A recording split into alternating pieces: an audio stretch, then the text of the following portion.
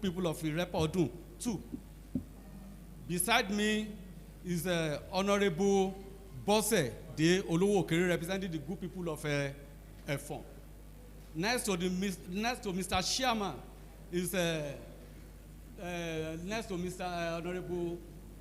Honorable Jamil is Honorable Awoniyi Jacob, representing the good people of Mamba 2.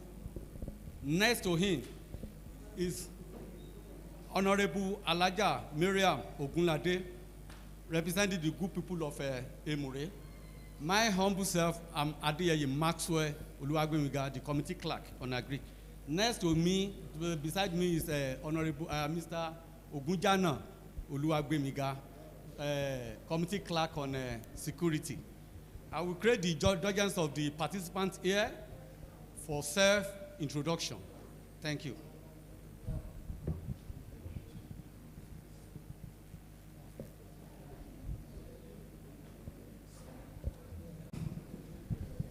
Thank you very much. Good afternoon, the honorable members of the House, the chairman of this committee. My name is Ebenezer Boluade, the Honorable Commissioner for Agric and Food Security. Thank you so much. The chairman, House Committee, Brigadier General Ebenezer Ogudana, retired, the Special Advisor on Security to the Governor. The chairman, sir. My name is Olaoluwa Olayenka. I'm representing Department of State Services. Yes, The chairman, sir. My name is Honorable Oni Olamide, Commander Agro Marshal Ekiti. Thank you, my honorable chairman, sir. My name is Prince Adedi Adedepe, the coordinator, Ekiti State Anti-Grazing. The Honorable Chairman, members of the committee, I'm Assistant Commissioner of Police in charge of operations, ACP Godwin Patrick Jen, standing in for the Commissioner of Police. Thank you, Mr.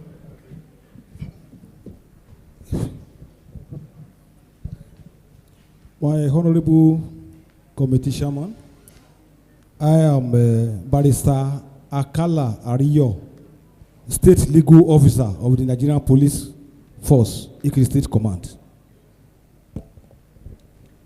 And Chairman, I'm Deputy Commandant Osman Rotimi Matthew, in charge of Agro Ranger NSCDC.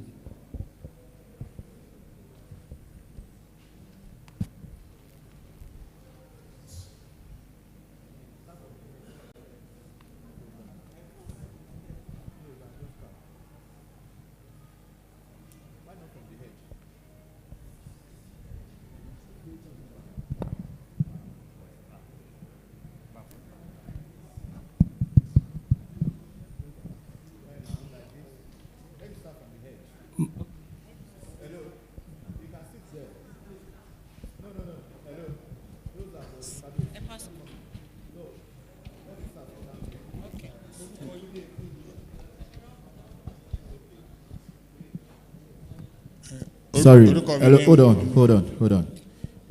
Sorry, Honorable Commissioner, the SA, gentlemen, a lè sọ Yorùbá o, kì í ṣètò olóyìnbó la wá ṣe o.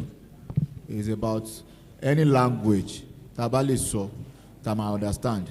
Ní ká sọ, àwa gan máa mix ẹ̀ ní Yorùbá, English, so that àtẹni tó gbọ́ Yorùbá, àtẹni tí ó gbọ́, a lè understand nǹkan tá à ń ṣe ń bí. Thank you.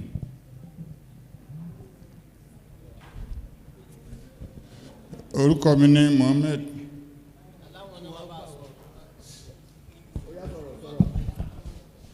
Orúkọ mi ni Sulaiman Haruna, Secretary Miyeta.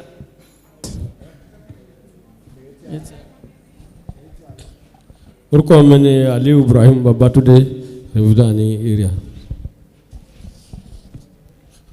Orúkọ tèmi ni Ayuba Ahmed, Chairman Katudila Ekiti State.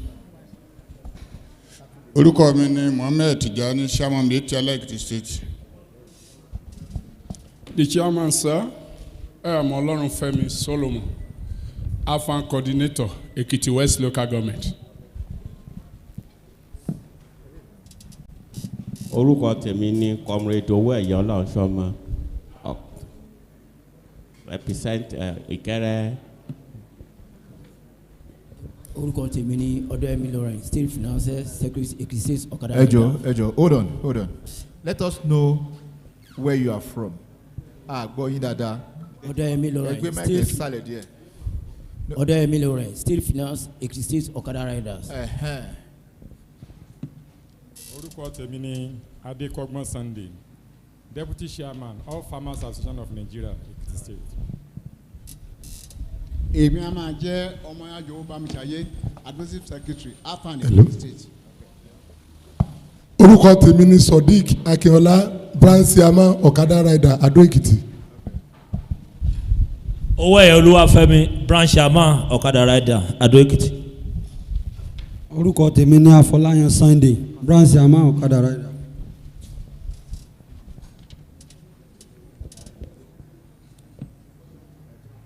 My chairman, my name is Alofe Anton Adedayo, the Executive Secretary for Fountain Agri Marketing Agency. Thank you. My name is Ojo Ebenezer Babatope, Permanent Secretary, Ministry of Agriculture and Food Security. Ogundipe Babatunde Ade is my name, Director of Animal Husbandry Services, Ministry of Agri, Ado Ekiti. My name is Fakoya Maike Ayomide, representing National Youth Council Ekiti. Orúkọ tèmi ni Ṣẹ́gun Bankole, olórí àwọn ọ̀dọ́, alága àwọn ọ̀dọ́ ní gbogbo Èkìtì, National Youth Council of Nigeria. Ẹ ṣé. Orúkọ tèmi ni Babalọlá Adégòkè Olúwaṣeun, Secretary Car Drop Car Hire, Ekiti State NRTW. Orúkọ tèmi ni Ìdòwú Ọláréwájú, Branch Chairman, Ado Central, Ado Local Government. Branch Chairman kini? Ado Central. Ado Central. Branch Chairman of what? Orúkọ tèmi ni Prince Akitola Ìdòwú, Unit Chairman Ìkọ̀lé, Ado Central. Unit Chairman kini? Ìkọ̀lé Unit. Ado Central. Of what? National Union. National Union.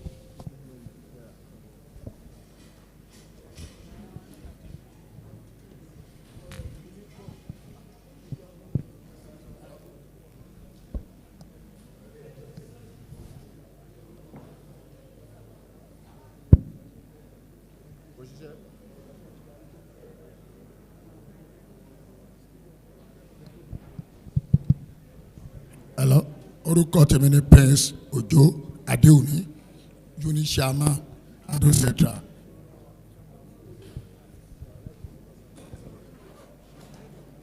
Orúkọ tèmi ni Sẹ̀ǹdé Ògúnrótìmí, State Deputy 2, Okada Rider, Ekiti State. My name is Akadiri Usman Dauda, Director at Grazing Ekiti State. My name is Adeleye Joshua Molade, Director Planning, Research and Statistics, Ministry of Agri and Food Security. Hello. Come. Uncle, start from the next row. Move it up. Then you now start from here. My name is Chief Mrs. Bola Alade, Iyaloja of Igede Ekiti, and Organizing Secretary of Market Women Association of Ekiti State. Okay. I'm Brigadier General Adewa Ibukun, retired, Co-Commander, Ekiti State Amotekun. Orúkọ mi ni Alhaja Abibat Ogunjobi, Iyaloja gbogbo Ekiti.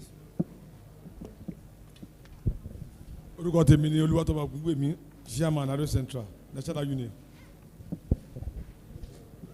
My name is Comrade Olarewaju Samuel, General Chairman, United and Town Service Branch, NURTW. My name is Akiluyi Michael Kayode, State Secretary, NURTW. My name is Ajafedon Okoyemi, Car Hire Unit Chairman, NURTW. Hello.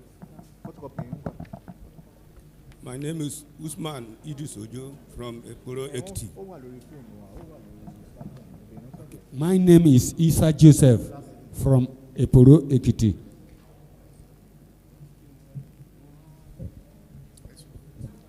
My name is Ajay Aderutimi, Chief of Operation Amatekun Corps.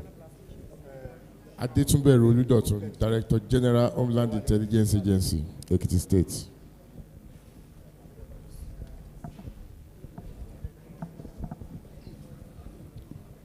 My name is Honorable Dare Bukola Ebitoye, State Secretary Road Transport Employers Association of Nigeria.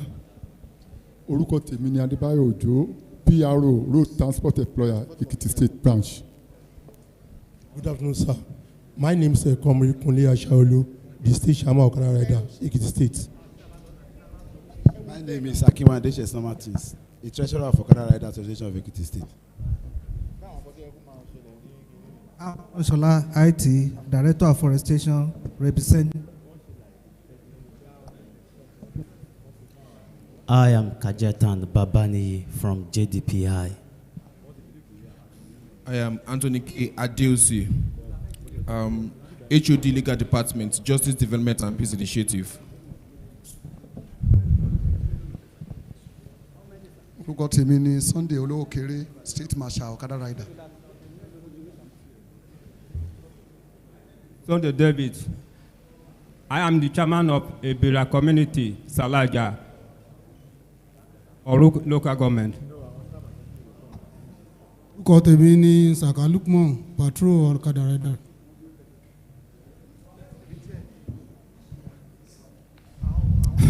My name is Eje Albert Ida from Ijon Ekiti, representing the Igede community. My name is Jafar Abdullahi, Chief Whip, Ekiti State Okada Riders. Please, let us all be seated. I want to know the people who does not have seats. If you don't have a seat, please come forward here. Hello.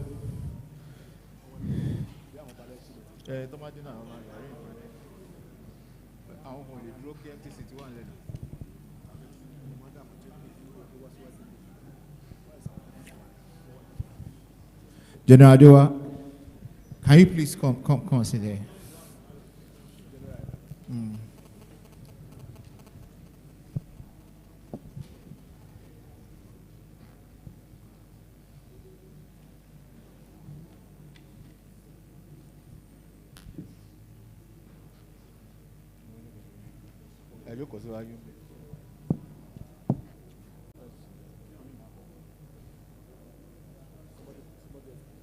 So someone can occupy where he stood from. Hello, come and sit there.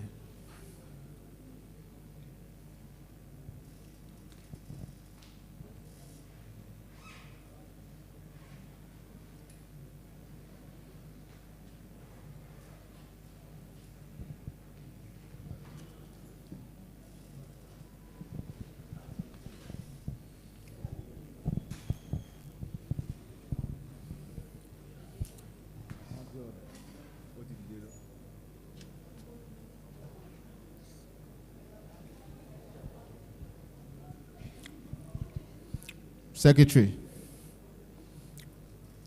committee clerk.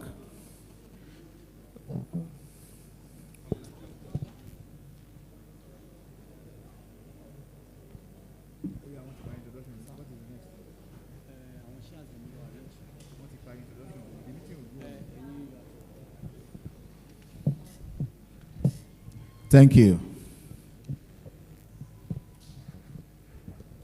Good afternoon, ladies and gentlemen. On behalf of Right Honorable Stephen Adeoye Aribasoye, the Speaker of Ekiti State House of Assembly, I welcome you all to Ekiti State House of Assembly. My name is Babatunde Abiodun Faweko. I am the Chairman, Committee on Agriculture and Natural Resources. And with me are my colleagues from the committee, and this is a joint committee of Agric and Natural Resources and Security and special duty. We are here this afternoon for the public hearing on prohibition of unguarded grazing of cattle and other ruminants in Ekiti State. And if we look at this bill, I think it's timely, and it is time we set laws to guide against unnecessary grazing of cattle around our area.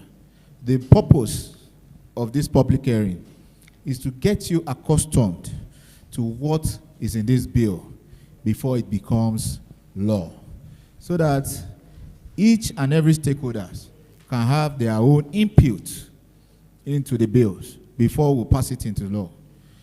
Nǹkan tí mo sọ ni pé fún àǹfààní àwa tá a wà ń bí ni pé àwa láti wá ṣòfin tó máa de bí a ti ń kẹran jẹ oko ní Ekiti State.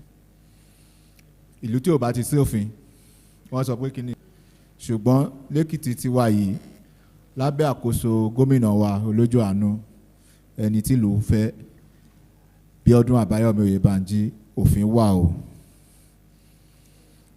A lè máa kẹ́ran jẹ oko olóko ká máa sọ pé kí ìdàgbàsókè kó máa bá ìlú wa. A lè fẹ́ kí ìjà náà tún wà láàrin àwọn yálà Fúlàní ni o yálà Yorùbá ni o, because a gbọ́dọ̀ sọ pé Fúlàní nìkan ló ń sin ohun ọ̀sìn láàrin àwọn èèyàn wa àti àwọn tí wọ́n ń ṣiṣẹ́ ọ̀gbìn. Ẹ mọ̀ pé ara èròǹgbà wa ní Èkìtì ni pé káwa náà di food basket of the nation. Ká máa jẹ́, that should be one of the states that will bring food to the table of people in Nigeria. As of the moment, I know Ekiti State is the highest grower of cassava in the whole of Nigeria, which is a plus for us, at least. So, tabadẹ̀ tí ń lọ kẹ́ran jẹ́ àwọn ẹ̀gẹ́ tí a fi ń jórúkọ, ṣe mọ̀ pé ìfàsẹ́yìn gidi nìyẹn. So we will start this our conversation around the law to let you know what is embedded in the law. Beforehand, we have sent a copy of the law to every person, every group that we have invited here today. Ṣé ìbátan mú lẹ́tà wá fún yín? Ṣé wọ́n mú ẹ̀dà òfin wá fún yín? Ẹ jọ̀ọ́ ṣé ẹ̀yin èèyàn wa ṣé ti go through it? Have you gone through it? Ẹ ti kà á? Ṣó dẹ̀ yé wa? Àbí ṣó ní ibi tẹ́ rí ń bẹ̀ tó jẹ́ pé ẹ fẹ́ sọ̀rọ̀ sí? Because I want to invite contributions to the bill. If you have any gray area or ibi tí ò bá yé wa, so that we can explain. So that after the law, kò ní sẹ́ni tó bá mú tó fi bá ti mú yàn, kò sí dáríjì o. Torí pé kọ́ máa sọ pé mọ̀ ṣe náà kọ̀ lọ gbófin kan wá tán wá fi ń bá wa jà. Òfin yóò wà fún bíbá èèyàn jà o, but fún ìgbé ayé ìrọ̀rùn fún gbogbo wa ni, for peaceful coexistence between both herders and the farmers. That's the reason why we are here. So we invite contributions. Maybe we should push it. Maybe the Commissioner for Agri can. If you have anything to say, let us hear from you, sir. Thank you.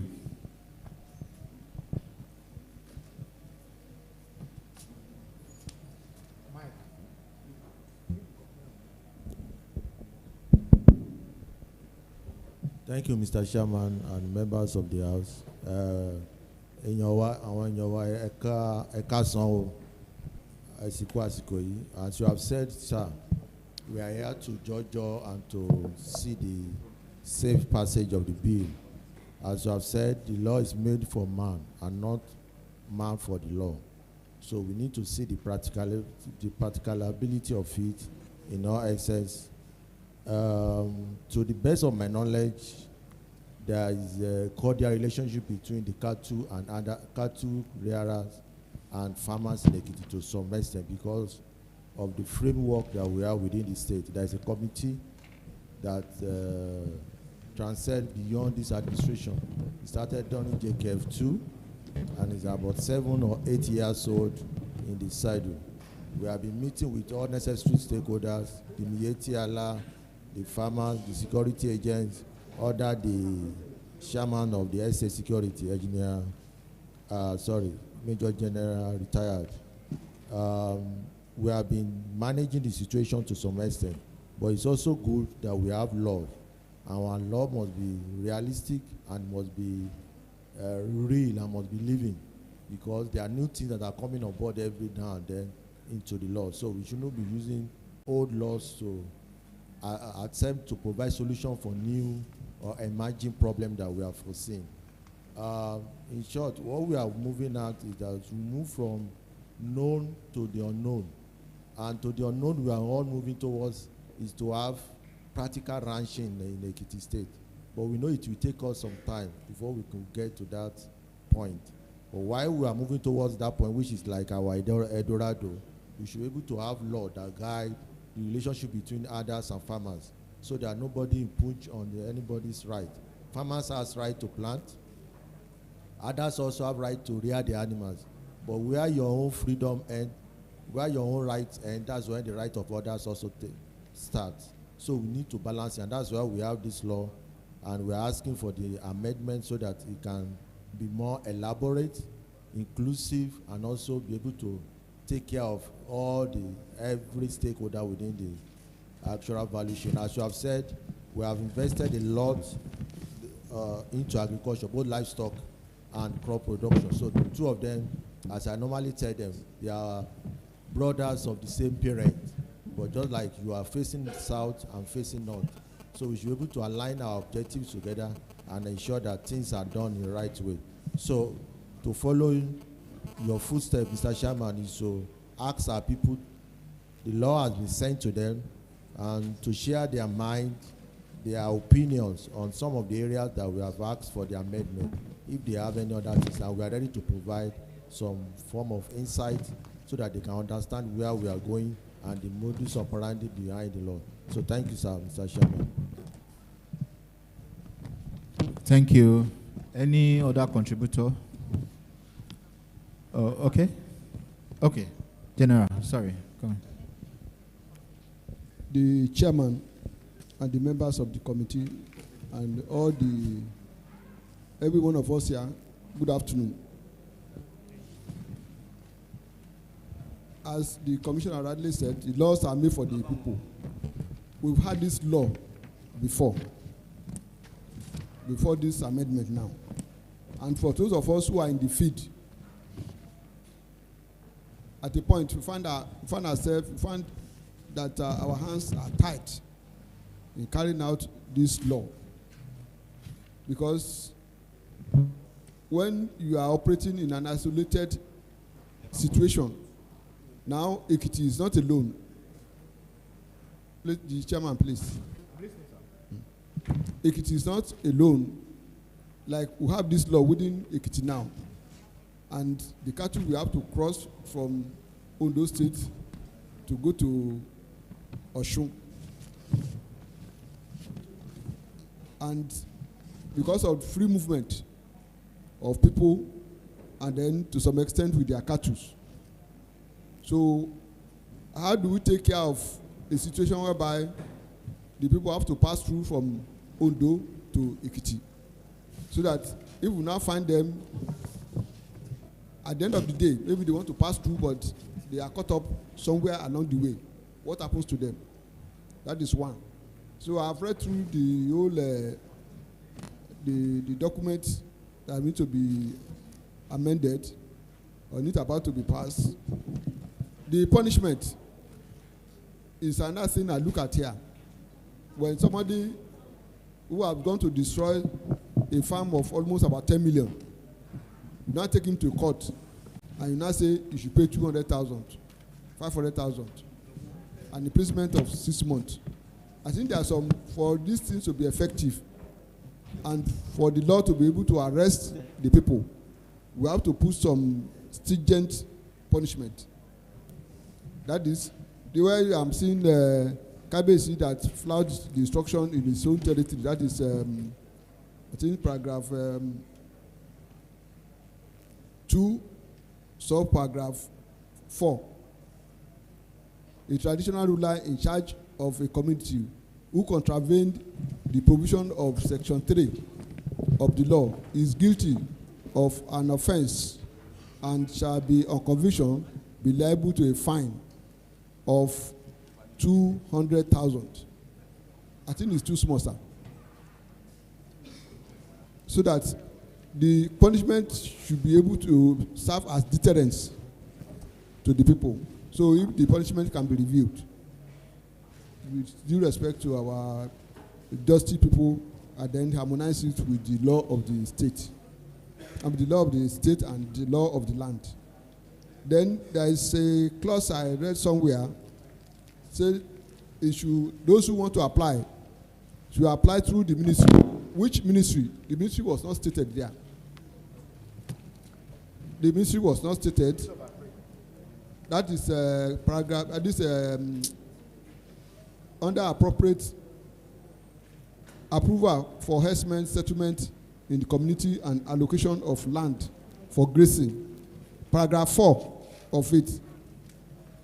The following documents shall be submitted to the ministry by the herdsmen before obtaining certificate of registration and approval for the governors. Which ministry? Let's put it here, please. Take away and access is the interpretation. Okay. Okay, I think that one is taken care of. On the whole, I think the committee that sat down to do this job have done a very good job. So we hope by the time the bill is signed to law, we should be able to implement it. Thank you very much, and God bless you. Thank you. The young man, then from him, need to come to you, sir. Please. Who is handling the mic? Sorry. That guy. Good afternoon, Mr. Chairman. I will not want to belabor everything that has been said earlier, although I could not hear majority or let's say a lot of the points that were raised, but I understand that they were tried. Your name and what you represent. Okay, my name is Barrister Anthony Kayode Adeosi, representing JDPI, Justice Development and Peace Initiative. Yeah, you have, I wanted to ask who brought this.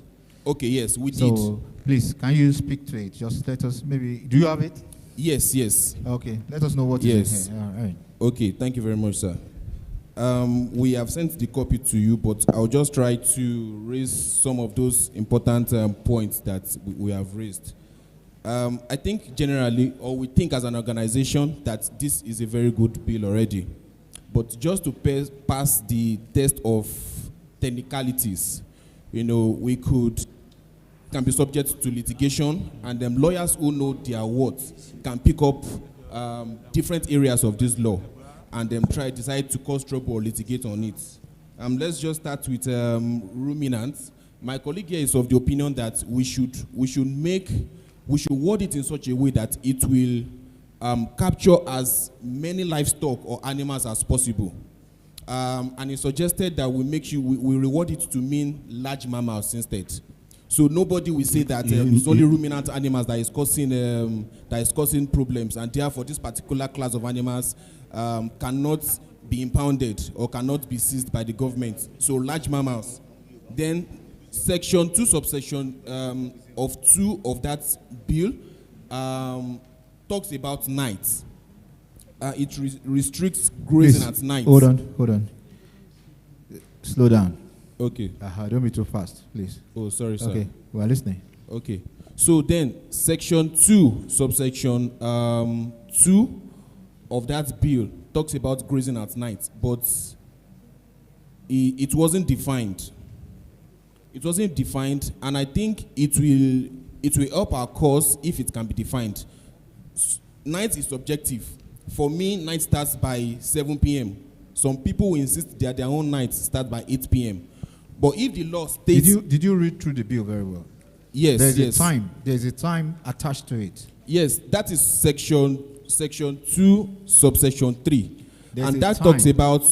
talks about restriction. Please open that law. Okay, go ahead. It's here. Yes. 7 a.m. to 6 p.m. That's when cattle can be moved. Yes, So cattle from 6 movement p.m. and grazing. From that is night grazing is from 6 p.m. till 7 a.m. in the morning. That's what they mean. It's written there. By It's in the implication. bill. Yeah. By implication. Yeah. Yes, I'm saying that my Ogasa, Mr. Kala is here. He understand the canons of interpretation and where I don't think it will alter our courts if we can state expressly, though, and define night. And define night. What should night mean? These are just loopholes that people can decide to feast on for. I know it can be petty to some people, but I don't think it takes anything from the work that the committee has done so far. Then we agree with the position earlier stated that the punitive measure, especially the amount, was fixed as 50,000 naira. I think that what we want to do is also to prevent, crime, to prevent trespass. I think if the penalty is also higher than the amount stated, people might be forced to consider trespassing on other people's farmlands and all the likes. Then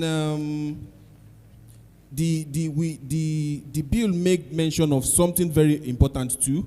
It recognizes that a 17-year-old cannot, an underage cannot be used for cattle rearing and all this.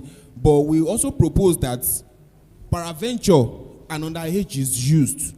That underage, the employer of that underage should be vicariously liable. And this is what I mean. The person who employed that underage should be made to pay for whatever damages that underage, does to another person's farmland. So, and in fact, we don't even have to state that the person should be prosecuted, in fact, in accordance, with other relevant laws. So I believe that was an oversight, but it is. I believe if we have it in the law expressly, it will also help the integrity of this bill. And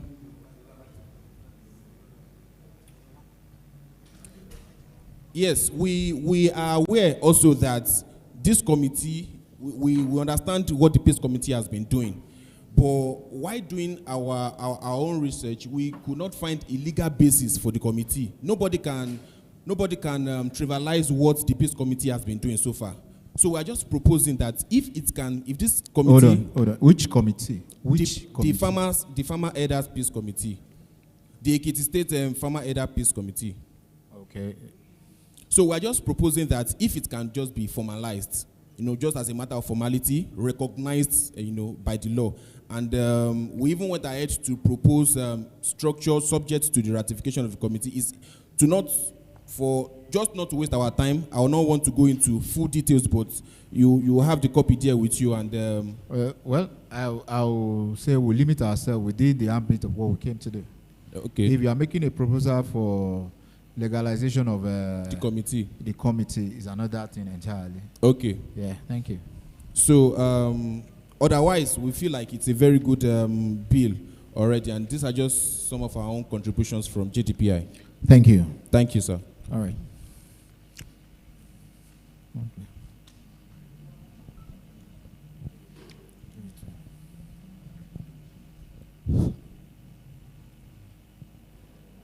My honorable committee chairman, I want to speak on behalf of the Nigerian Police Force, and I want to make our contribution towards this bill. We appreciate the effort of the Committee of Agriculture and Security as regard to this new bill. We discovered that this law will assist the security agencies in identify criminals among the headers. And these new innovations in the bill are novel. And I want to make my contributions on particularly interpretation section. The night should be defined under this interpretation section.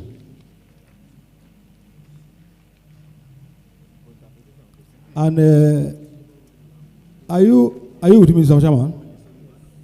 Yeah. The night should be defined, or that is the interpretation section. And section 5, subsection 1, talk about firearm. And these firearms also should be defined, because we have day gun, we have AK-47, and other dangerous weapon. It should be defined so that the innocent people will not be arrested and punished unnecessarily. And section 5, sub 3, talk about agricultural officer. Agricultural officer supposed to be defined in the interpretation section so that we can know the type of agricultural officer you are talking about here, sir. And can I go, sir? Section 8, offense and penalty. Section 8, sub 2.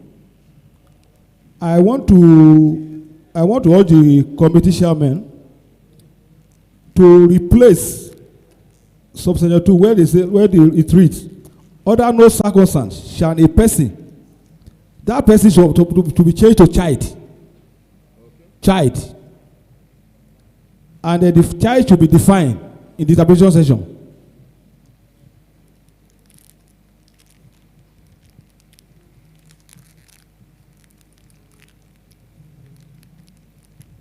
And my colleagues have spoken well on penalty, and I also consider it that they should increase the penalty. And my surprise is that the people that are affected by this law, especially our chiefs and the KBACs, are not here. And Yoruba man sọ pé àkínfà orí eléré olórí, and they're supposed to have a contribution to this. And we know in Ekiti State we have lawyers among our KBACs. That is my own submission, sir. Thank you.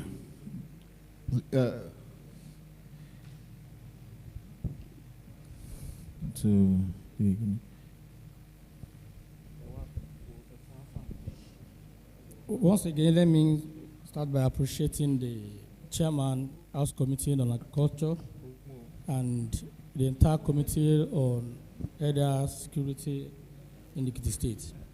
One, I observed that without even... Sorry, please introduce yourself properly. Oh, once again, I am Ambassador James Oluwasegun Bankole, the State Chairman, National Youth Council of Nigeria, representing the entire youth in the state. Thank you. I observed from the paper, the law, section 3, from subsection 1 to 7, I observed that is under approval for estimate settlement in any community in the Ekiti State. There, the KBA, to my understanding, they are well captured so that they work hand in hand with the ministry and the government concerns before issuing out of their lands. But my concern there is that I observed that when it comes to that, I think it should be subsection 8 under that particular law should be for the existing farmers in the state. Existing farmers in the state, that is estimate farmers that are already already living in the state, in the state. The law has never, did not even speak about them. Why I say this is that there should be a certain registration documentations of all the herdsmen in the state. No registration, no documentation of the existing farmers in the state. And at the committee, we spoke at this a lot more, that we believe that each individual that are to graze in our land in the Ekiti State we should be able to identify, we should be able to know the cabins. Everybody should know by moving anywhere. Anybody should be able to he should be able to identify himself or herself. Hold on. I just want to I want us to be on the same page here. All right, sir. That section that you are quoting, section Yes. 3, subsection 1, say, herdsmen that wish to settle in any community in Ekiti State for the purpose of rearing cattle or any other ruminants shall first and seek and obtain certificate of registration from the government for such settlement, which means existing and new ones must first register. It's not, they're not saying new entrant. For you to settle in any community, you must be registered, either old or new. Every cattle rearer must be registered with Ministry of Agric. That's the first thing on that law. So if you have any amendment, or you want us to amend to say both old and new, that one is tenable. Okay. You understand? It's not that we didn't take care of it. It's there already. You understand? So thank you. Therefore, it simply means that subsection 1 of that 3, sir, should be well amended to capture that existing and intending farmers in the state. Thank you.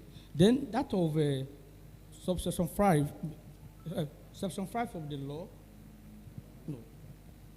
section 8 of the law, that is offense and penalty. To me, personally, it's like we encourage them to go to a farm and damage, and as a result, they pay 50,000 naira. It should be for day. They should sentence them for at least for 6 months and still pay fine. Let it be both, not all. Whoever that commits this particular offense should be allowed to go to, should be allowed to be sentenced to for 6 months and still pay fine. Not that 50,000 naira is still even ridiculous. Please, I humbly suggest. Thank you.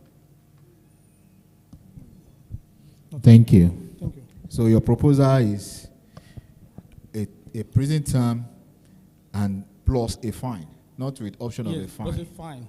So that the fine is too meager. Even they have to pay me fine, it should be of like 5 million naira. Somebody has gone to the bank to borrow loan of 10 million naira, 5 million naira to at least to cultivate the farm. At the end of the day, it's being consumed by cattle. And someone haven't gone to jail. Now we'll be asked to come and pay 50,000 naira to do what? Let the person be ready to pay the fine of 5 million naira and above, so that they will know that we are very serious of this particular law. Thank you. Thank you. Oh yeah. Okay, you should be close to them. Let them sack it here. The next person. The chairman. Still on that section 3. Olorunfemi Solomon, Alpha Coordinator, Ekiti West Local Government. Still under that registration, and permit me to register this. I would like to, to react to some of these paragraphs as the discussion continues. Still under that registration, I believe the state, they need to include a kind of recommendation from the community before, be it a resident elder or newly intending register elder. They can't just come to the state seeking registration without recommendation from the local government, particularly the prescribed authority at that particular community, to enable the state to know little of their conduct. Without including that into this session, I believe the state might be misleading and get them registered. Please, I seek your indulgence to include a kind of recommendation before any elder can be seeking approval of settle in that their preferred destination. Secondly, on that section 8, paragraph 5, I consider the amount suggested in this bill to be too ridiculous and mega. I want to believe that these people, talking of, because of the value of their commodity, talking of millions is not even a burden to them. When the fine option is too mega, that will enable them to continually, the incessant farm destruction and the hardest clash with farmer will continually arise, owing to the fact that the penalty is so soft. I am not saying that it should be too, the committee should be too rigid of it, but they just have to include in that paragraph a kind of warning note that will caution their excessiveness. Thank you, sir. Thank you. Please give the mic to the next man. Mo kí gbogbo ìjókòó. Ọlọ́run á jẹ́ kí Èkìtì kó tó máa lọ síwájú. Orúkọ àtàwọn tẹ́ ń ṣojú wọn. Ayuba Ahmed, Chairman Katudila Ekiti State. Àwa tá a jókòó nìyí, àárẹ̀ méjì ní í ṣe wá. Afọ́ lójú, a sì tó di létí. Ìtumọ̀ ìfọ́lójú wa ni pé a lè kàwé. Ìdílé tiwa ni pé òyìnbó tẹ̀ ń sọ àgbọ̀ kankan. Ó sì yẹ ká sọ pé ní ipò yíra wọn ní ká là yíra wa bí paláṣẹ yà láyé ẹ̀bà kí gbogbo ẹ̀ kó lè jọra wọn. Ẹ̀kọ́ tó máa ṣé nǹkan tó fẹ́ sọ nìyẹn ó dáa ẹ jọ̀ọ́ ká tó pe ẹlòmíì ẹ jẹ́ ká sọ àwọn nǹkan tó ti sọ tẹ́lẹ̀tẹ́lẹ̀ ká sọ díẹ̀ nù ẹ̀ kán lè gbọ́ ẹ wọ̀ pé àwọn ni à ń bá sọ̀rọ̀ gangan so ẹ jẹ́ kán gbọ́ ṣe ń gbọ́ mi ṣe ń gbọ́ Yorùbá nǹkan tó à ń sọ látàárọ̀ ni à ń sọ̀rọ̀ nípa òfin tá a sọ òfin yẹn sà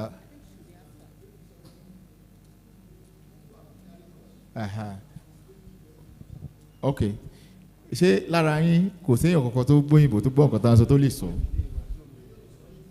tó lè sọ Yorùbá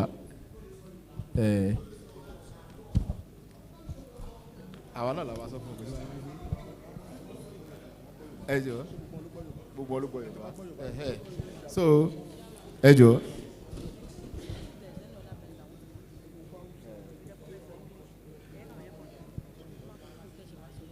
no ẹ jọ sorry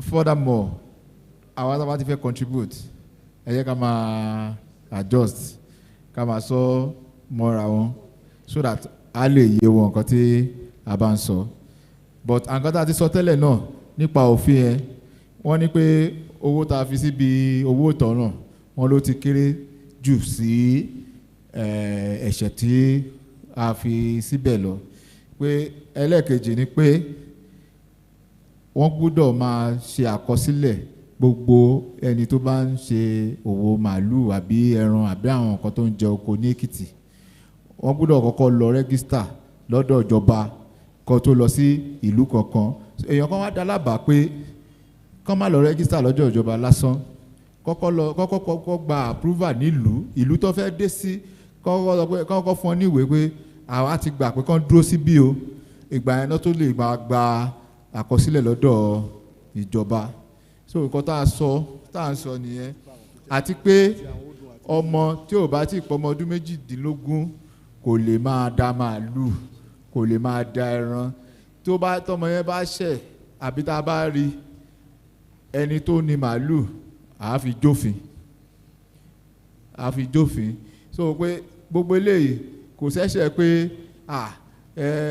ó ti nígbà tí màálù lè rìn lẹ́kìtì báyìí màálù ò gbọ́dọ̀ rìn látago 6 ìrọ̀lẹ́ títí di aago 7 àárọ̀ látago 7 àárọ̀ dago 6 ìrọ̀lẹ́ ni màálù lè rìn tó bá ti rí màálù ní ìṣẹ́jú kan láfta aago 6 ìrọ̀lẹ́ ó ti lù fi ìjọba o àwọn apàṣẹ wà níbi tó máa mú ẹni bá ṣe bẹ́ẹ̀ o àwọn ni anti-grazing so òun ló jẹ́ ká pe àwọn agbèfọ́ba síbí tẹ bá ti ṣẹ̀ àwọn tá a mú yín wá ní gbogbo ẹjọ́ wà ń bí lọ́jọ́ tá à ń ṣe ni nǹkan tí reason tá a fi pe àpéjọpọ̀ yìí ni àpérò yìí nìyẹn so that àtàwọn agbófinró àti àwọn amòfin àtàwọn aṣòfin àti ẹ̀yin aráàlú gbogbo yín lẹ́jọ́ wà ń bí àdẹ̀jọ sọ̀rọ̀ kan náà àdẹ̀sọ yíra wa kì í ṣe pé ó bá dọ̀la àwọn àgbà wọn lọ gbófin kan wá láti ibì kan ni òun náà fi ń mú wa báyìí kò rí bẹ́ẹ̀ gbogbo àdó fọwọ́ sí pé afẹ́ṣòfin ni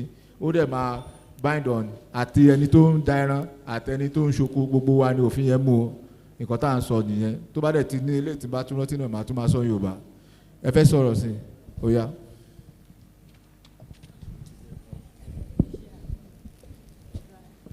ẹ ṣe gbogbo àwọn nǹkan tí ẹ kà sílẹ̀ yẹn ó ti wà kalẹ̀ àfẹni tí ò bá fẹ́ tẹ̀lé mo sì dúpẹ́ lọ́wọ́ àwọn honourable commissioner wa àti gbogbo àwọn tó jẹ́ agbófinró wa pátápátá gẹ́gẹ́ bí ìfọwọ́sowọ́pọ̀ tí wọ́n bá wa sowọ́pọ̀ nílùú Èkìtì lápapọ̀ so ẹ̀bẹ̀ tí àwa náà fẹ́ bẹ ìjọba àwa ti wà ní bíbá yìí tòkátí láti dọmọ Èkìtì ṣùgbọ́n fún àwọn àlejò tí ọmọ wọlé nínú àwọn tó jẹ́ pé èmi ni mo dá eré àbí kan ni nínú ilẹ̀ nílùú mi àbí ọba àlú so àwọn ibi tá à ń ti ní ìṣòro tó jẹ́ pé tàlejò bá dé àwa gan tá a bá sọ̀rọ̀ sálejò yẹn àwọn ìlú gan ni ó kojú wa so àwọn ọbẹ̀ ni a fẹ́ kí ìjọba kí wọ́n bá wa ṣe àmójútó àrùn yẹn dáadáa nípa pẹ́ni tó bá wà nínú ìlú kó ní rẹ́gísítà ó wà òkè so à ń tí rẹ́gísítà náà tẹ́lẹ̀ ṣùgbọ́n tẹ́lẹ̀ yìí bá tún jẹ́ níwò dáadáa inú wa ó dùn. ẹ wò sẹ́rí òfin tá mo fẹ́ pe àkíyèsí ń sìn kan ni o òfin tá à ń ṣe yìí ó wà nínú ẹ̀ wípé kò sí ọba ìlú tàbí ìjòyè tàbí ọmọ onílẹ̀ tó ní ẹ̀tọ́ láti gba ẹni tó ń sin màálù tàbí tó ń sin nǹkan sí ìlú láì wá gba oore ọ̀fẹ́ ìjọba tí ó bá tẹ́ lọ́rùn pé òun fẹ́ kí ẹ wà nílùú á múwèé fún yín ẹ wá ṣe àkọsílẹ̀ ẹ wá tẹ àtẹ̀sílẹ̀ lọ́dọ̀ ìjọba you do registration lọ́dọ̀ ìjọba òun fúnra ẹ̀ kò lẹ́tọ̀ọ́ kò ní agbára ẹ̀ láti dánìkan gbà yín sílùú bó ṣe rí nìyẹn. ọ̀dà nípa owó ìtanràn tí wọ́n sọ adúpẹ́ lọ́dọ̀ Ọlọ́run Yorùbá kan náà ni gbogbo wa jọjọ ń sọ fúnra wa ṣùgbọ́n bá a ṣe ní kó bára wa ní nǹkan tá à ń sọ yìí títí yín ò ní kó bá tèmi tí tèmi náà ò ní kó bá ti yín láì bá ṣe ìka èèyàn tó máa ń kẹran lọ kó tó kù lé oúnjẹ lọ́jẹ tó bá tún dé oúnjẹ náà ló tún jẹ kó tún wá mú oúnjẹ tó jẹun kó tún lọ mẹ́ran kó lọ fi bà á jẹ́ ẹ̀pẹ́ nìyẹn náà ìka gidi ni àbí bẹ́ẹ̀ kọ́ so nǹkan máa ń ṣèèṣì tí wọ́n bá rí ní tó ṣèèṣì ó yàtọ̀ fún nǹkan àmọ́mọ́ ṣe àbí bẹ́ẹ̀ kọ́ nǹkan àmọ́mọ́ ṣe kò sí bí èèyàn ṣe fẹ́ débi nǹkan àmọ́mọ́ ṣe tí wọ́n ní wọ́n pé eléyìí ìkà ni ọ́ ọmọọmọ ṣe eléyìí ni ṣùgbọ́n nǹkan tó bá ṣèèṣì gbogbo wa la mọ̀ bá a ṣe ń bọ̀ lọ́nà yìí gan àlè sọ àní sáláìmọ́ rẹ ni tó ṣe mistake Ọlọ́run ní jẹ́ ká ṣe èyí tí ó jù wá lọ so mo dúró bẹ́ẹ̀ yẹn náà. ẹ jọ ṣe mọ̀ pé òfin ẹ máa gbọ́ o ẹ bá ń gba máìkì yẹn mo kàn fẹ́ sọ fún wọn ni òfin tẹ bá lọ sí àwọn ilé ẹjọ́ court around ẹ rí i pé ẹ rí èèyàn kan tán náwó báyìí tán faṣọ di ojú ẹ̀ afọ́jú lòfin o kò sí pé mo ṣèṣì nínú òfin tá bá ti ní eléyìí má ṣẹlẹ̀ kó má ṣẹlẹ̀ ni o kò sí ṣèṣì ń bẹ̀ o ẹ ṣe ṣe hotel ẹ wáyé mọ tí wọ́n ti gbọ́ bẹ́ẹ̀ pé kò sí nǹkan tó ń jẹ́ bẹ́ẹ̀. Hello, bring the mic here. We'll do it. Tó bá ṣe ń gbọ́ nǹkan táwọn sọ àwọn máa fẹ́ so ẹ jẹ́ ká ṣe bẹ́ẹ̀. Thank you. Thank you. ẹ jọ̀ọ́ ẹ sọ Yorùbá ẹ jọ̀ọ́ ẹ sọ Yorùbá mọ́rọ̀ yìí. Thank you. My name is Honorable Oni Olamide,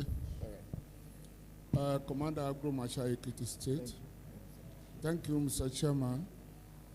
I want to re-echo about this penalty that will be attracted if anybody commits that offense.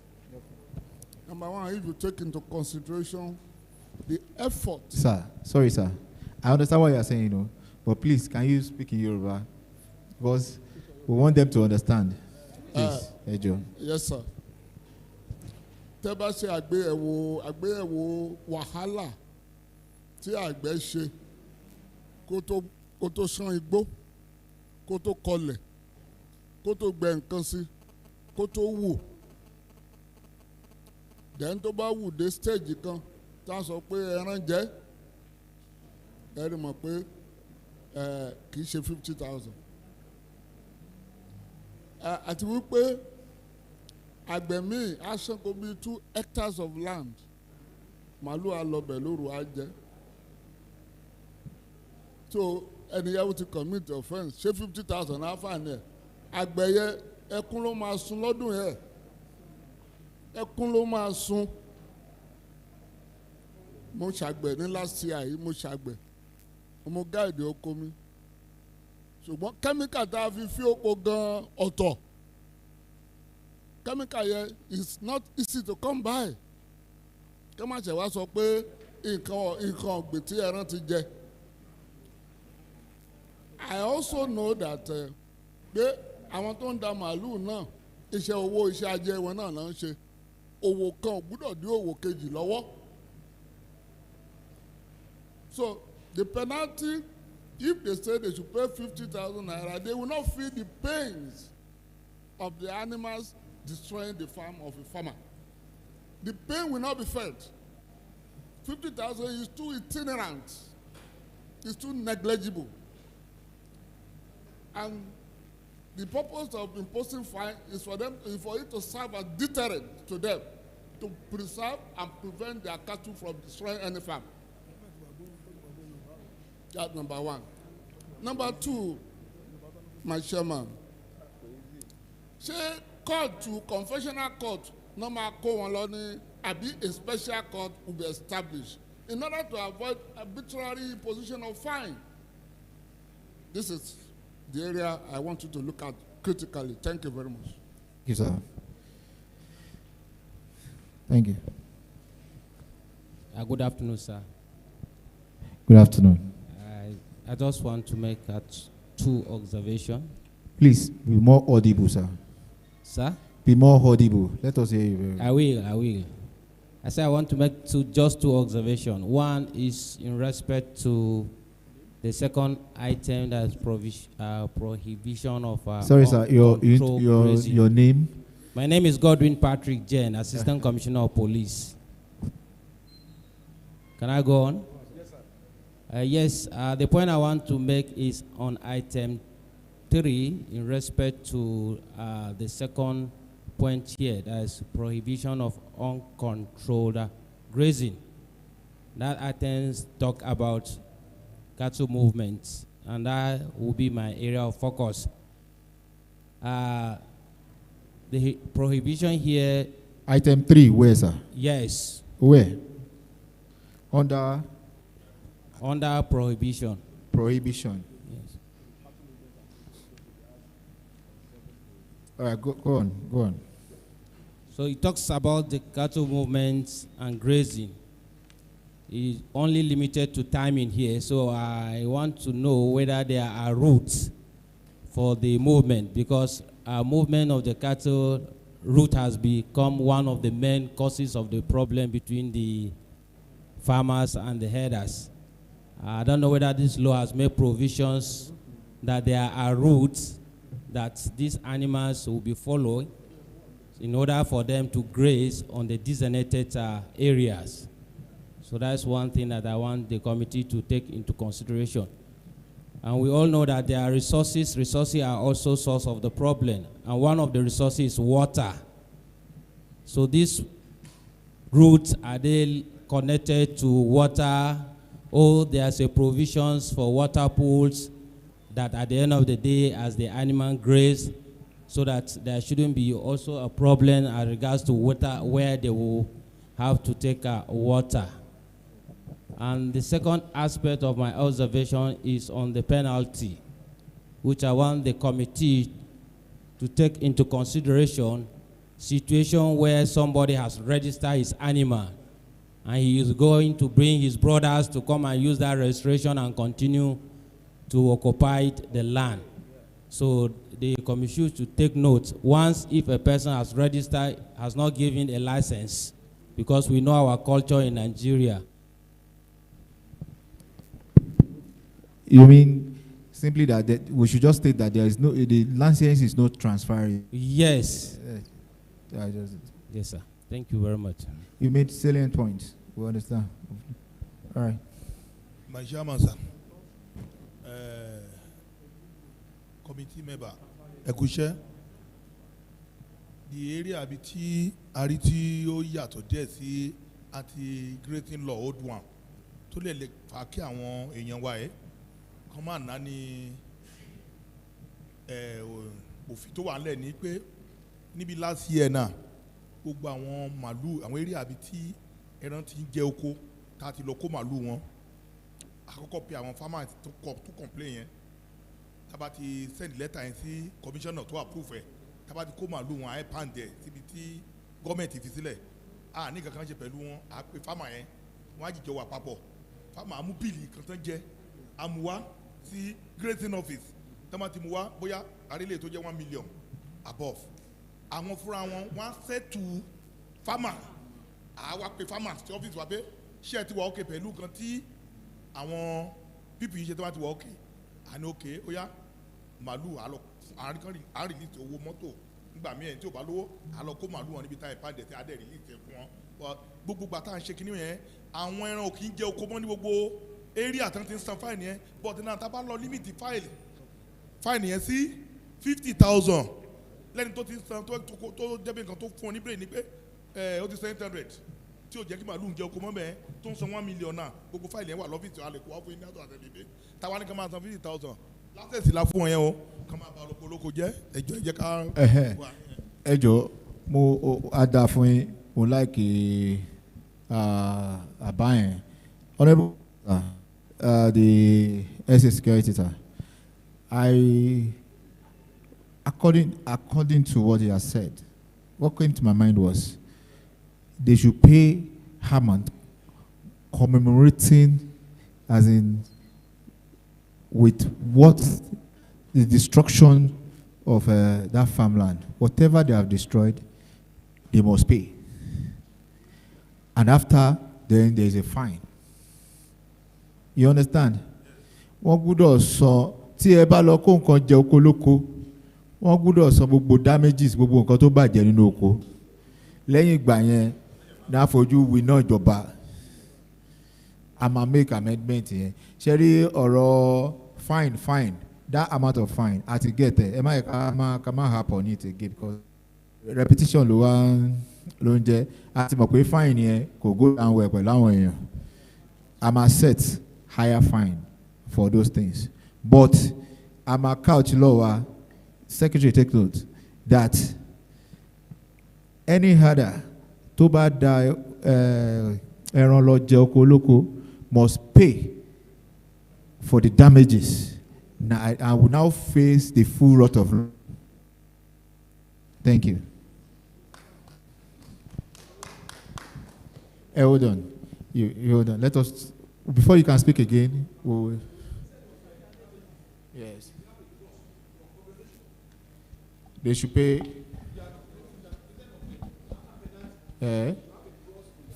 For compensation. Okay. All right. Thank you. Okay. Who is? How will I be? Mike. Oh, I pointed there. Orúkọ tèmi ní Akínwádé Ṣẹ̀san, akápò fún ẹgbẹ́ ọlọ́kadà. Ẹjọ́ ẹ má bí. This is house. Sir? If you want to the House of Assembly, you must stand up to talk. Mo Professor Olatekoji. My name is Ṣẹ̀san Akínwádé. I'm a treasurer of Okada Rider.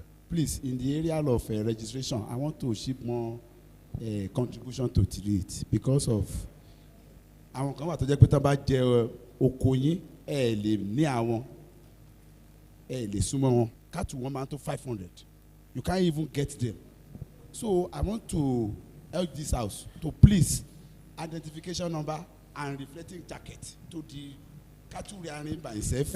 Listen, that's why we said there will be registration. Then tí ẹ bá tí wọ́n bá jókòó yín ní kẹ́ ẹ lọ bá wọn jà, ẹ fẹjọ́ sùn, ẹ ní agro ranger, ẹ ní anti-grazing, ẹ ní gbogbo ẹ̀, àwọn yẹn lè máa fẹjọ́ sùn, àwọn yẹn náà máa lọ mú wọn. Honourable sir, to identify them, that is what I'm saying, because in your areas you can have like cattle, I don't know how to call it. O lè léyàn mẹ́rin márùn tó ń da màlúù kó má máa sọ pé ó dúdú báyìí ó pupa báyìí but number 001 ni mo rí ní reflective jacket yẹ wàá ti mọ tá bá ti lọ sí cattle area wàá ti mọ̀ pé Òjó Àjàyí ló ní 001 so kò ní sí controversy between both. Accepted. You want to say something, sir? Please come and give the commissioner. Let him. You want to clarify some things. Thank you.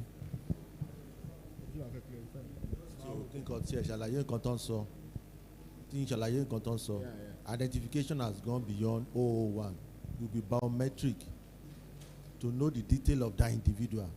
And it also speaks to your registration. You said it's not transferable because my biometric is different from your general's biometric. So when you are moving away with your approval. You are coming in with a new approval. Then what we do is that, Sherry, I want to one B, they are not our problem. I want to man wala Tokyo, ya don't baby koja, and we're going to wala. But we want to geotag where you are. Toba wa Nigede, I'm a quick Gede lower. That you are resident in Nigede, and you cannot anything that happened there, you be the first to be contacted.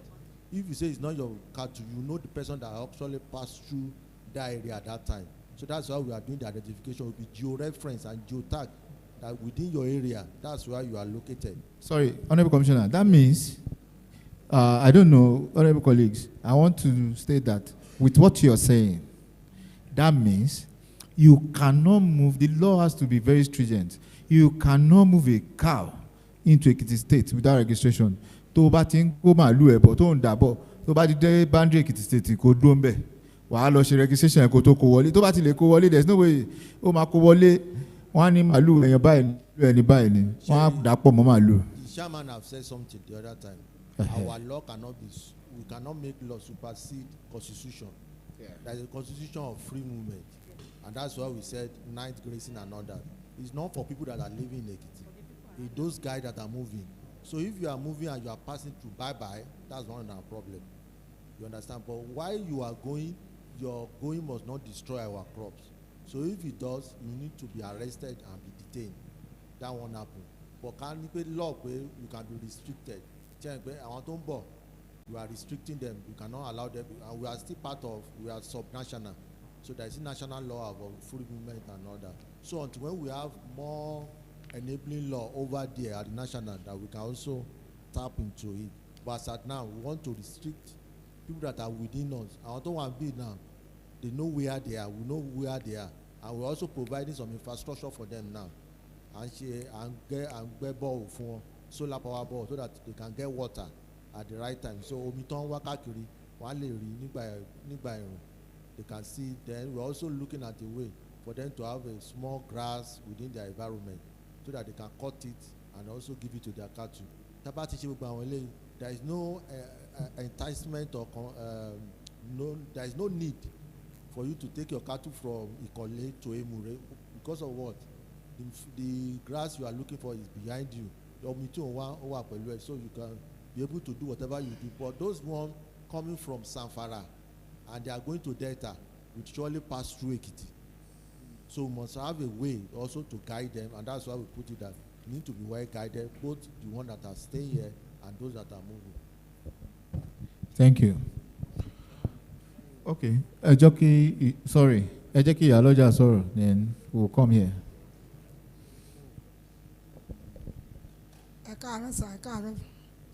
Ọlọ́dún ti kéterá ìjọba báwọn ẹ̀ àdàrú àrùbù pààyàn lẹ́kìtì ṣé rí ọ̀rọ̀ ẹran ìdáradára ẹ sáré kan ọbẹ̀ rírẹ̀ gan-an fọra pa ọ̀rọ̀ pọ̀ jù nínú ọ̀rọ̀ kọ̀ọ̀yàn bá gbọ́ rédíò lójoojúmọ́ àmọ́ nǹkan ìṣẹ̀lẹ̀ èsì ká gígẹ́ tẹ̀pọ̀ tó bá sọ ni kò wí màálù pọ̀ àmọ́ wàhálà àtọ̀bọ̀ pọ̀ sí Olódùmarè ọ̀sẹ̀ ká gan òun lè ṣọ́ alẹ́ Èkìtì òjọba báwọ̀ ọ́ dáa èèyàn òṣìṣẹ́ rẹ̀ náà dáa ìbá amójúkó tó kété Èkìtì ẹ̀ ṣe wàhálà dẹ̀kọ̀rọ̀ màlúù dáìlélẹ̀ lóko ọ̀nìkọ́ àyà kọ́ àmúṣoko kójú sè mọ́ kẹ́ màlúù tẹ lọ síbẹ̀ kọ́ tẹ gẹ́ ẹ̀ mọ̀ jẹ gbèsè kábà wí ìṣẹ̀lẹ̀ fáànì náà ń kékeré ni bọ́ọ̀ì ní sọ̀rọ̀ bá ń lè ṣe sọ ni kọjá mistake ṣì kété ẹ̀ kí mistake káṣíkáṣí ẹ̀ ọ̀yàn bíi tí a náà nẹ̀yà ẹ̀ alẹ́ mọ̀ bí òrìn àjò kan ẹ̀ rìn lé nọ́ọ̀tì níbi kété ṣiṣẹ́ kọ́ṣẹ́ jẹun lé sàlẹ̀ kọ́ṣẹ́ jẹun lé nọ́ọ̀tì torí èsì bí kàtẹ́ ta màlúù mẹ́mọ́ lọ sí Maiduguri lọ sí Nasarawa lọ sí Borno ṣèbí wọn kà á lébẹ̀ nà gbígbẹ̀ nà máa ẹgbẹ́ kábà da irúgbù ṣe kàn ṣe da irúgbù lè sàlẹ̀ ààrẹ wàhálà ààrẹ àlùbọ́sà ara ké màdù bọ́ sóko adó lọ́rùjọ́ kọ́ba tó bẹ́ẹ̀ mẹ́wàá dẹ̀ lákòókò parí rẹ̀ kojú sè mọ́ olùdí kété rẹ̀ ṣẹlẹ̀ bí wọn gbédè ọdẹ láago mẹ́rin láago mẹ́ta ẹ̀ dàbí o kọ́ni kálukú bójú tó màlúù rẹ̀ oníṣẹ́ pàtàkì ẹjọ́ kan máa rẹ̀ ti ṣòfin dé gáàjú ni o èmi ni Alhaja Abibat Ògúnjọbí ké bá amójútó Èkìtì o ayé ìbáwọ̀ àdàrú o ẹ̀ òṣìṣẹ́ rẹ̀ ayé rẹ̀ àdàrú o adúró tì. ẹ ṣe mọ. Oh, yeah. Sorry. No. Let the person who has not spoken. Yeah.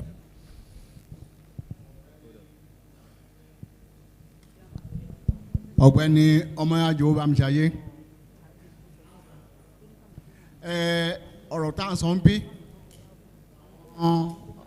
mìtá tó kátúbìlà tó wà bí àwọn kọ́ ló ń kó màlúù jókòó àwọn táwọn rìn lóru pé nígbà tá a wà ní àwọn kan wà tá a pè ní kókóló wọn kì í ṣe ọmọ Nàìjíríà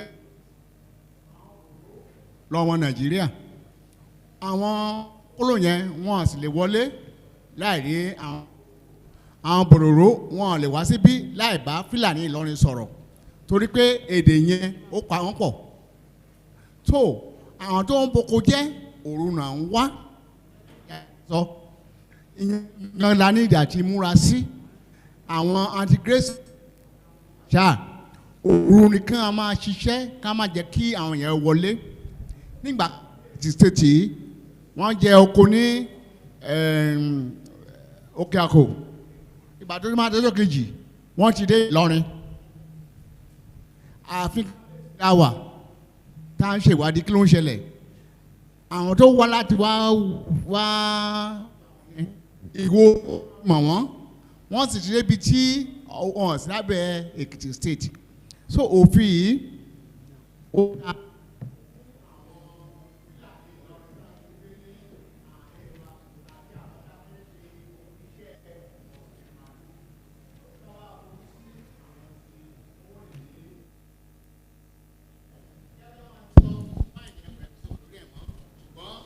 owó 50,000 yẹn owó kíni kò ra ọmọ ewúrẹ́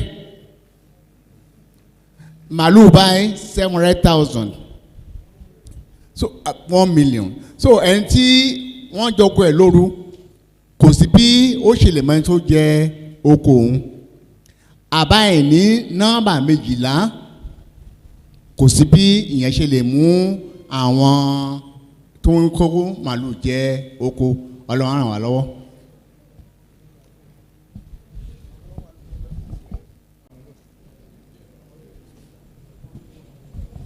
The chairman sir lórí ọ̀rọ̀ penalty mo fẹ́ ká ní mo suggest pé ká ní proper documentation both at the local level to the state tá a bá ń wo consistency bí ẹni tí a fi ẹ̀sùn kan ṣe rí pé ó ti ṣe lé ní déètì báyìí going by our record you are not the only person living within that community alpha tó fi jẹ́ pé gbogbo ìgbà complain yẹn àwọn náà ní group tó ti jọ ń sọ̀rọ̀ ṣé àmọ́ àwọn náà á lè reason wípé if at the end of the day tó bá take decisive action with such a person wọ́n á mọ̀ pé ọ̀rọ̀ ẹ̀ ti ń da gbọmọgbọmọ pé kì í dẹ̀ ṣòun nìkan ni ó ń da ẹran ọ̀gá kan sọ̀rọ̀ ń bẹ̀rẹ̀ pé wọn kì í dá ẹni tó dáràn mọ̀. I will advise àwọn farmer association in the respective community and local government can make a good working relationship pẹ̀lú àwọn tó ti wà ń bí particularly the Ìlọrin Fúlàní. Àwọn náà mọ bí wọ́n ṣe lè track ara wọn down. By the time tí nírú ọ̀dọ́ wa báyìí láti bí ọdún mẹ́rin kò sí pé èèyàn kan ba oko jẹ́ àdàmọ̀ náà àgbà àlejò. So tá a bá ti wo eré àti wàhálà ti ṣẹlẹ̀ àwọn tó wà ń bẹ̀ náà máa trace pé ẹni gan ni. In access of that gbogbo wọn tó wà ń bẹ̀ wọn ní fẹ́ fi orí fa. So ẹ jẹ́ ká lọ make a good working relationship with the resident elder within us. Ká dẹ̀ máa ní proper documentation of any offender both at the local government and the state level. A lè jẹ́ ká mọ the frequency bí ọ̀rọ̀ ẹ ṣe máa rí torí a rí àwọn tó jẹ́ pé lọ́dún mẹ́ta báyà ní complain fún wọn. A dẹ̀ rí àwọn tó jẹ́ pé láàárín ọ̀sẹ̀ kan ẹ rí complain lọ́yìn ọ̀nà méjì. Then sir mo fẹ́ kẹ́ sọ fún wa ní fórọ̀mù yìí kì í ṣe gbogbo àwọn agbófinró ló ń support farmer owing to the fact pé they can see benefit from the elder they can afford the elder can afford to offer anything to have their way. Tí a bá ti rí pé àwọn agbófinró both ranger àmọ̀tẹ́kùn ọlọ́pàá civil defence là ń lò fún arrest bẹ́ẹ̀ bá ti rí pé wọ́n fẹ́ máa mortgage interest farmer kó níbì kan tó yẹ pé a máa report sí àwọn ló máa discuss directly with the officer the security agent in that particular place. A lè jẹ́ kí àwọn àgbẹ̀ ní confidence then it will serve as a caution for the security operative pé okay o if this case is not properly handled here there is a superior level tó jẹ́ pé wọ́n lè gbé kéèsì wọn lọ tó dẹ̀ jẹ́ pé wọ́n mọ̀ kó máa tarnish image wọn. So right from the onset they will give that case a diligent handling. A lè protect because àwọn situation kan wà tí mi ní máa mention department of such of those security of operative a kì í bá wọn sọ̀rọ̀ mọ́ but now they have come to term pé okay I need the information I need the cooperation. Hold on sir. Information is power. Yes sir. Tẹ́ bá ní àwọn kan ṣe kíní kan àwọn tẹ́ ń protect àwọn yẹn kò sí bẹ́ẹ̀ ṣe fẹ́ ká dì pẹ̀lú wọn. What I mean is that kó níbi kan tá a máa report sí tí any security agent tí ò bá handle kéèsì wa dáadáa so that láti òkè wọ́n á pè bẹ́ẹ̀ pé kéèsì báyìí tó wà lọ́dọ̀ yín báwo lẹ ṣe ń treat ẹ̀ so that it will serve as a caution note for the subsequent cases kan lè handle ẹ̀ dáadáa because kì í ṣe gbogbo èèyàn ló ní trust sí some of the security kìíní láti pé kan handle kéèsì wọn kẹ́ bá wa bójútó. Tí ọ̀pọ̀lọpọ̀ wọn bá ti gba ID card láti local government gẹ́gẹ́ bẹ́ẹ̀ ṣe sọ kán máa ní kọ́pì ẹ̀ sọ́wọ́ àwọn ọmọ wọn tó ń da ẹran the moment tán bá ti site wípé lágbájá within my jurisdiction ló ní kinní yẹn ní problem then ká ṣọ́ra ṣe tí esme kan bá ti wà níbi tó fi máa kó èèyàn mẹ́wàá wọlé òun náà ló ìlẹ̀ran ló máa sọ ó lè pè wọ́n lálágbàdà ṣùgbọ́n ẹni tá a bá track down tá a rí wípé kò ní jẹ́ new ID card tí ìdẹ́ kì í ṣe ọmọ iṣẹ́ tí ẹ bá ti enforce that issuance of ID card ó máa easy fún wa láti máa fish out to àwọn visitor esme. God bless you sir. Thank you.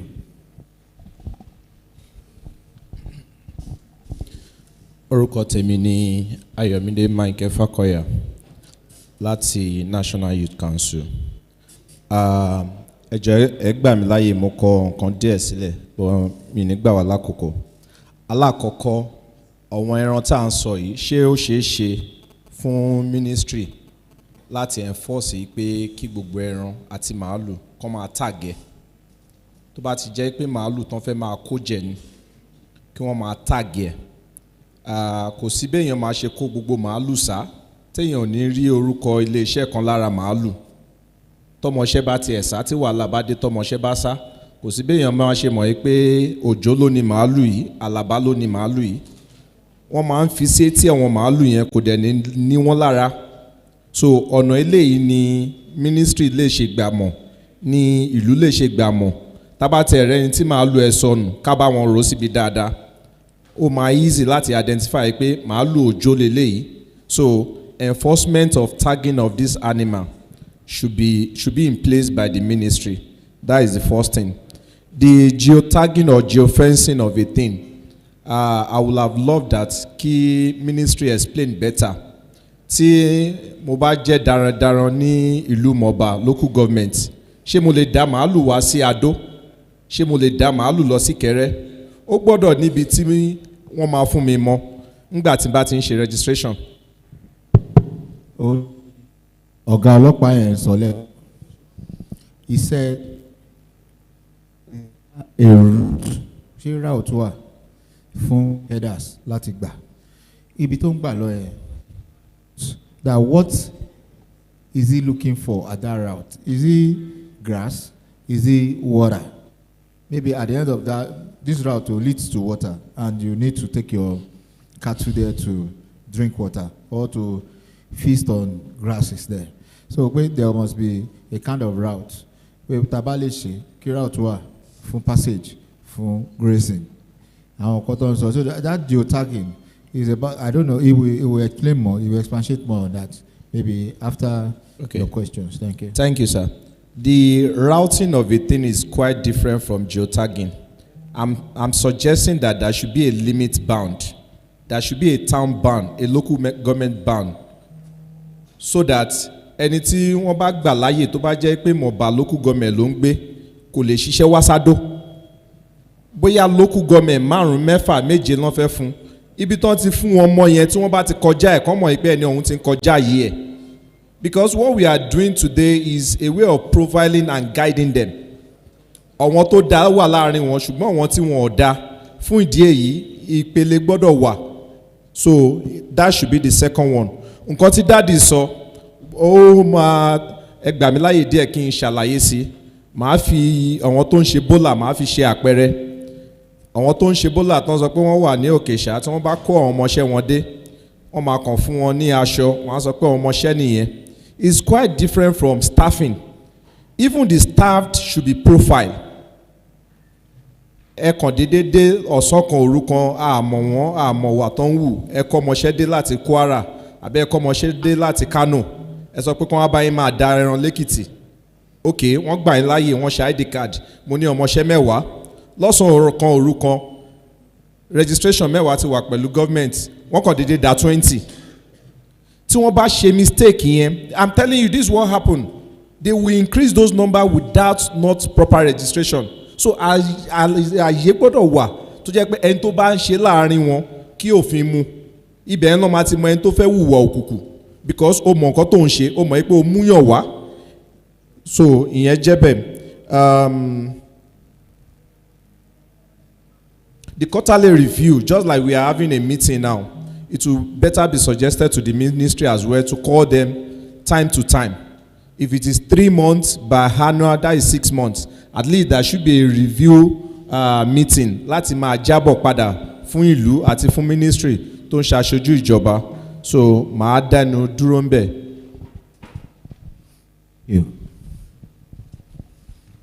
Okay, that's the last person.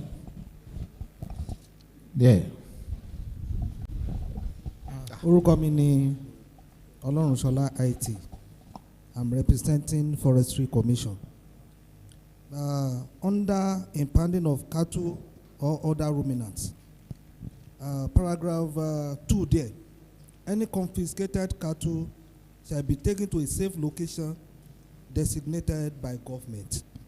Now my question is this: tobacco màálù, because ọ̀pọ̀ ìgbà la máa fẹ́ mú onímàálù tó máa sá lọ, tó dẹ̀ yẹ pé màálù yẹn gọ́gọ́gọ́gọ́ là wá rí. A dẹ̀ ti make provision kan fún nínú bíi pé the cattle shall be kept in a safe place and some officers will be taking care of such cattle.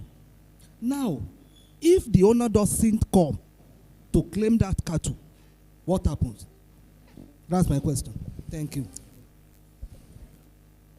There will be there will be time limits as to how long we can keep cattle in government possession. If you go beyond that limit, that is permanent forfeiture. It will be captured in the law. Thank you. That's why I want to say that it should be captured It will be in captured this in law. the law. Thank you.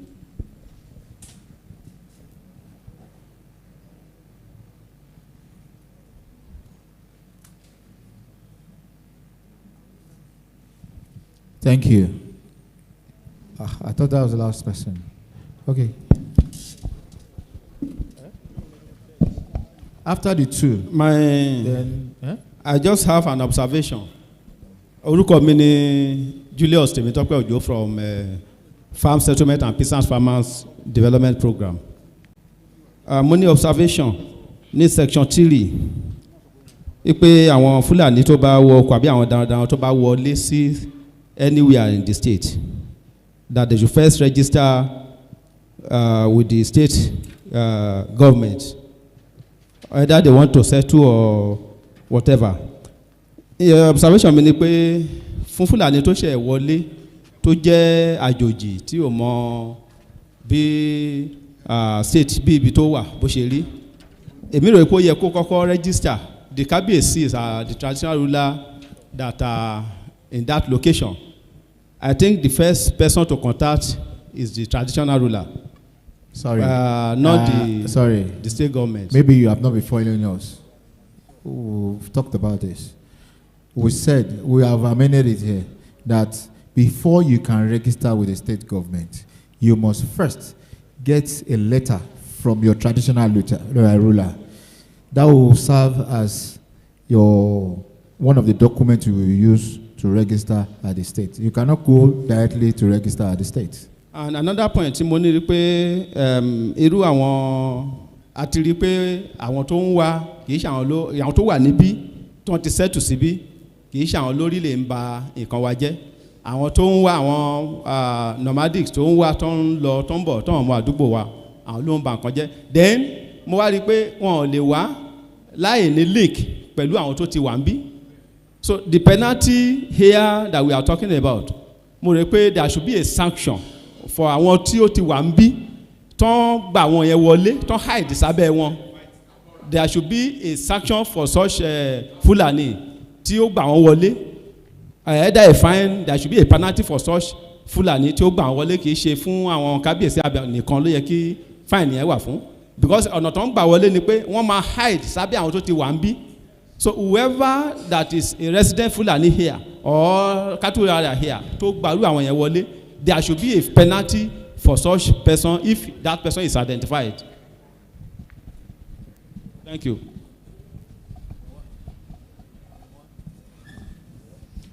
The man at the end here. Good afternoon, Mr. Sharma. My name is Ademola Taiwo. Actually, I want to speak on the point this union man gave.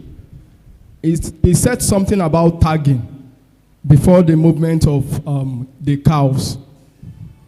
So I think from one local government, my own opinion is, before a cow can be moved from one local government to another, they should go to probably the grazing office or the local government to collect an exit that they are moving from one place to another in order to curb the visiting cows that are coming from other places. In order to curb that, I think that will be. Thank you.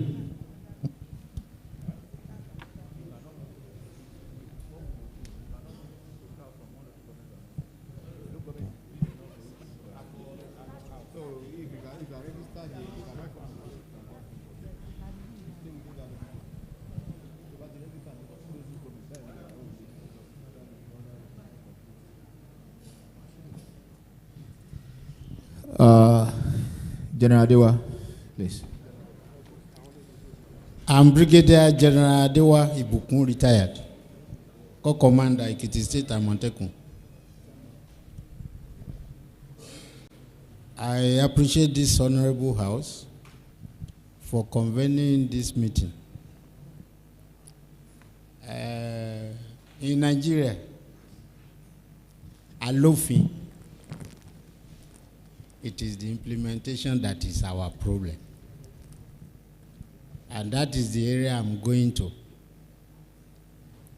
What are the implementation strategies that will be put in place to ensure that this laudable bill gives us the desired result in Ekiti?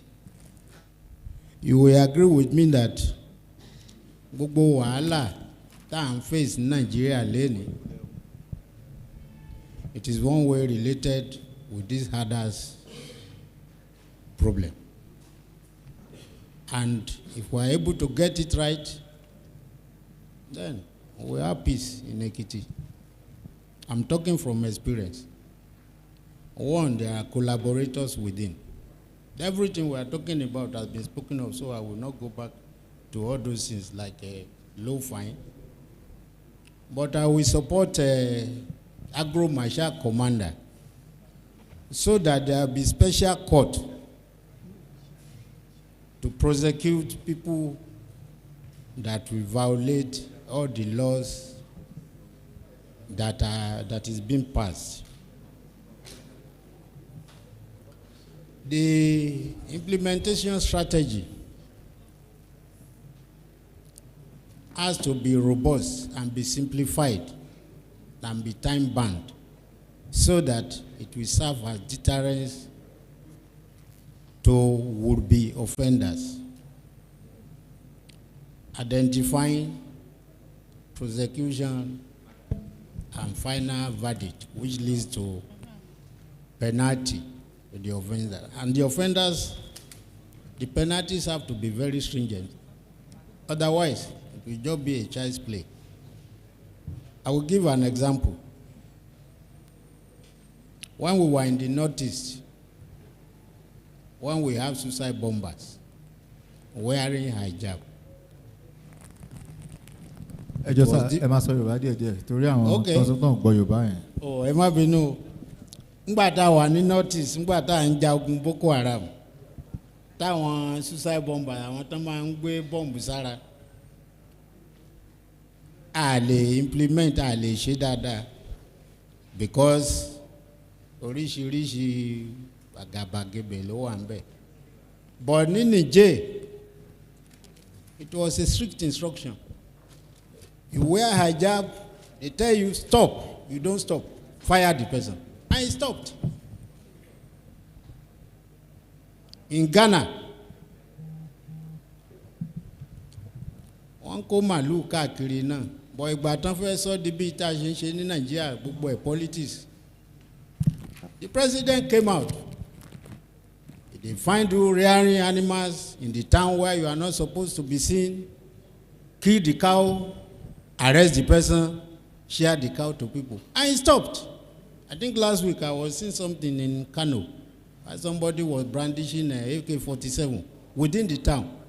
Of course, in Abuja, we used to see it. We are past this age. Please, when we want to walk, we should do it the way it should be done, so that it should not be as if we are just merry-go-rounding. Òfin gbogbo wọ̀nyí àti implement ò lè tẹ́lẹ̀.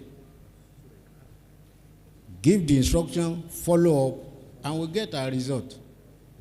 Yes, àwọn onímàlúù wa tán wà ń bí, they are not much of our problems. Wọ́n máa ń fún wa ní information àwọn tó ń wá. But most of the time, àwọn ọba kan kì í ṣe gbogbo wọn o, we know them. Àwọn ọba kan wọ́n ń gbàbọ̀dẹ̀, then àwọn aráàlú. So many things tá à ń sọ ń bí, we have been working with the Ministry of Agric. So many things. But when it comes to implementation, that is where we have problems. So I will implore you people, please, the implementation strategies has to be simple and workable. That is my suggestion. Thank you very much. Thank you, sir. The Meyeti mo kí gbogbo wa pé a kú àtúnṣe ìlú ọlọ́run ó sì jẹ́ kó dáa. Gbogbo nǹkan tí wọ́n sọ, orúkọ mi ni Muhammed Tijani Chairman Miyetti Allah Ekiti State. Gbogbo nǹkan tí wọ́n sọ gbogbo ẹ̀ ni a ti ń gbọ́ tẹ́lẹ̀ gan, a sì tún ń gbọ́ lágbọ́wọ́ dáadáa. Gbogbo àwọn tí ò sí ń bí wọ́n ti gbọ́ tẹ́lẹ̀ náà, ṣùgbọ́n àtúbọ̀ máa tún jẹ́ kí wọ́n mọ̀ báyìí láti wí pé kò sí pé bóyá mistake àbí kinní kan, kí n kálukú mójútó nǹkan tí ó bá ń ṣe. Gẹ́gẹ́ bí nǹkan tí mo fẹ́ bẹ àwọn tó jẹ́ aṣojú àwọn àgbẹ̀ kí wọ́n dákun kí wọ́n bá wa sọ fún àwọn àgbẹ̀ náà, torí oríṣiríṣi kéèsì náà ni à ń dá sí. Ọ̀pọ̀lọpọ̀ àwọn àmọ̀tẹ́kùn agbómọ̀sá gbogbo wọn náà ló mọ̀ wá. Àwọn ẹlòmíín wà tó yẹ pé bóyá oko wà báyìí Fúlàní ń da màálù báyìí, sòtọ́ bá ti lè díṣẹ́ pé wọ́n débẹ̀ tí wọ́n rí àbáyé ń fẹ́ bàjẹ́ ní ṣe bá ti ní ẹ mọ́ wá síbi mọ́ àbí kinní kan, bí màálù bá ti lè gbọ́ bẹ́ẹ̀ màálù àgbéra mọ́ ni, bí wọ́n bá ti lè gbéra mọ́ ẹni tó tẹ̀lé màálù òun náà sá ibi tí wọ́n gbórí lé yẹ inú oko ni wọ́n máa gbà, tọ́já sí pé màálù tí wọ́n so mọ́lẹ̀ kò sí bó ti fẹ́ lágbára àti kó o dúró.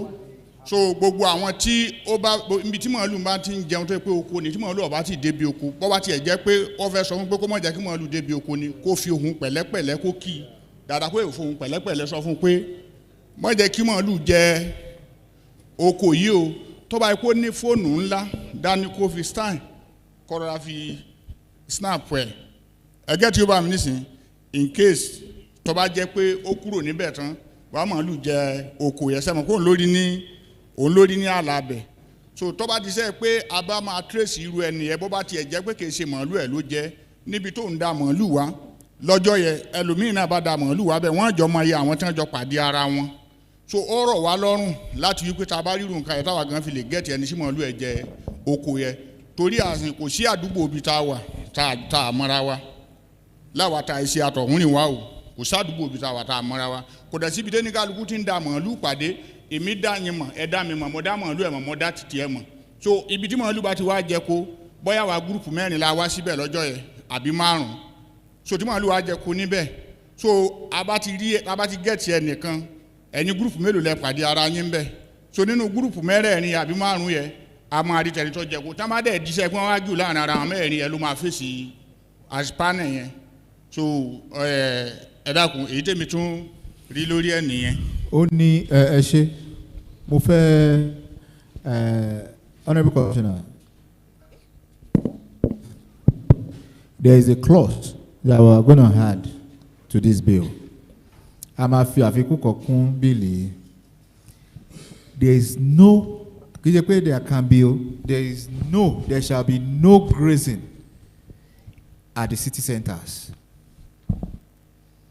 Gbogbo àárín ìgboro àfẹ́rí màlúù lórí títí Adó Èkìtì, ní gbogbo àárín ìgboro Adó Èkìtì metropolis táwọn pè ní state capital yìí, ní gbogbo ibi tó ń gbà rìn nínú ìgboro àwọn orí oko, but láàárín Ládó eléyìí tá a máa jáde ní Bank Road tá a máa da màlúù wá síwájú ọ́fíìsì wa ń bí, gbogbo yẹn kó dópin, ìyẹn máa wọnú òfin. City centres, there must not be any movement of cattle láàrin ìgboro, particularly Adó Èkìtì, torí èèyàn lè wá láti ìlú bòmíì báyìí kó kàn ṣàì dédé títì kó wá bá màálù láàrin bóyá Fájuyì kan rí màálù ńbẹ̀ kan máa pè wá pé àṣẹ oko lẹsẹ̀ sí ń gbé tẹ́ ń pè ní capital, àfẹ́ rí màálù ní àárín àti sọ́ńbì báyìí o, ṣé ń gbọ́ ẹ̀yin Miyetti Allah ẹ̀yin cattle yards o, anybody tó bá fẹ́ pa màálù nínú Adó á lọ fi mọ́tò gbé màálù ẹ̀ á fi gbé lọ sí abattoir níbi tó bá ti pa màálù ẹ̀. Kò sí koríko níwájú House of Assembly o, kò sí koríko ní governor's office, kò sí koríko lọ́jà Bísí, kò sí koríko tó fẹ́ lọ jẹ́ńbẹ̀ o. A sọ sọ̀bọ̀bù but láàrin ìgboro kò sí kankan fún àfẹ́ rí movement of cattle ní ojú títì wa láàrin ìgboro Adó Èkìtì, ẹ lọ kọ yẹn sílẹ̀, kò gbúdọ̀ ṣẹlẹ̀ bẹ́ẹ̀. Thank you. Ẹ fẹ́ sọ̀rọ̀. ṣé lórí nǹkan tí mo sọ yẹn ó yá.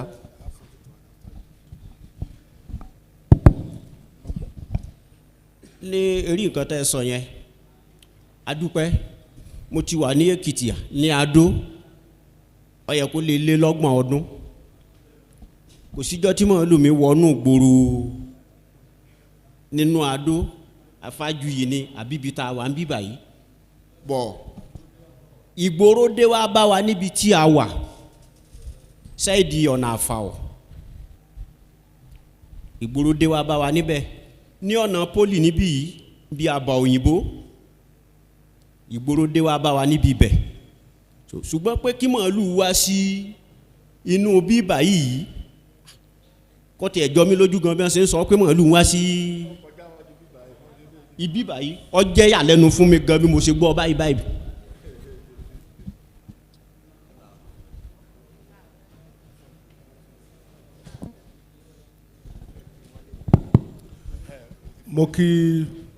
mo kí gbogbo àwọn àlejò wa o a kú àtúnṣe ìlú o orúkọ tèmi ní Right Honourable Hakeem Jamiu mo jẹ́ kanú àmọ́ ìwọ̀n aṣòfin mo dẹ̀ ti jẹ́ igbákejì olórí bíi náà rí gbogbo alájọ ń ṣe ìlú yẹn nǹkan tí mo fẹ́ sọ yìí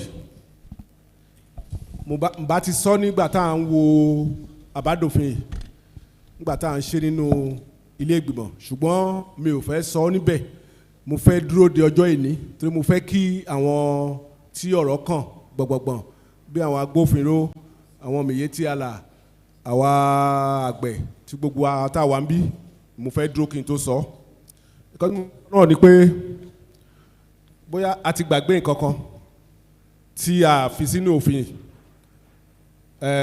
mo dẹ̀ tí bá dẹ̀ ti sọ́nsìn màá fẹ́ kẹ́ mọ̀ pé ó ṣe pàtàkì ká fi sí ó ti ń ṣẹlẹ̀ rí ṣùgbọ́n fún wọn gbà díẹ̀ kò ṣẹlẹ̀ mọ́ wá torí ìgbésẹ̀ tí àwọn ìjọba wa tí kọmíṣánná àtàn sọ lẹ́ẹ̀kan ìgbésẹ̀ tí wọ́n ti gbé àtàwọn agbófinró wa bóyá òun ò jẹ́ ó ṣẹlẹ̀ mọ́ ṣùgbọ́n a gbọ́dọ̀ rò pé kò lè ṣẹlẹ̀ mọ́ torí ẹ má jẹ́ ká parọ́ tanra wa ní gbogbo àwa tí a máa ń rìnrìn àjò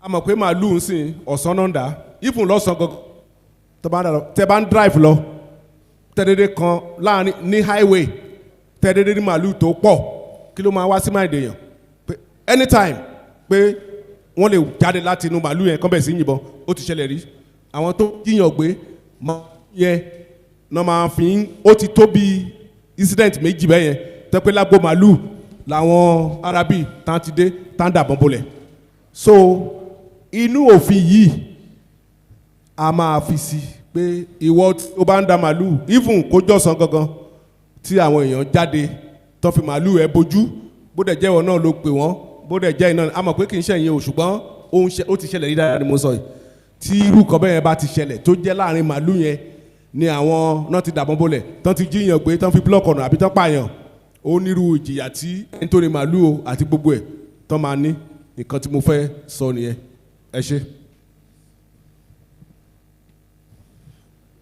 ó kí alága kọ̀mìtì wa ó kí gbogbo àwọn dádì wa mọ́mí wa tó wà níkàlẹ̀ orúkọ tèmi ni Adéyẹmí Awóníyì Jacob mo ń ṣojú ẹkùn kejì ilẹ̀ Mọ̀bà àwọn Fúlàní wa jẹ́ má bínú pé mo dédé dárúkọ ọmọ yín mo fẹ́ talari ọ̀rọ̀ yìí sí mo dẹ̀ fẹ́ because ọjọ́ tá a bá ti ṣòfin ọjọ́ yẹn ló ga kódà ní tó ṣòfin ọgá òfin yẹn máa ga jù lọ immediately ni abala kan wà nínú kan tá a kà sí yín inú mi dẹ́dùn pé ẹ sọ pé gbogbo ẹ̀ lẹ ti gbé yẹ̀wò náà tó dẹ̀ yé yín èmi tẹ̀ rò pé òun ni Right Honourable Hakeem fẹ́ mẹ́nu bà ṣùgbọ́n wọ́n kàn mẹ́nu bà díẹ̀ ni wọ́n ní ẹnikẹ́ni tó bá ń da màálù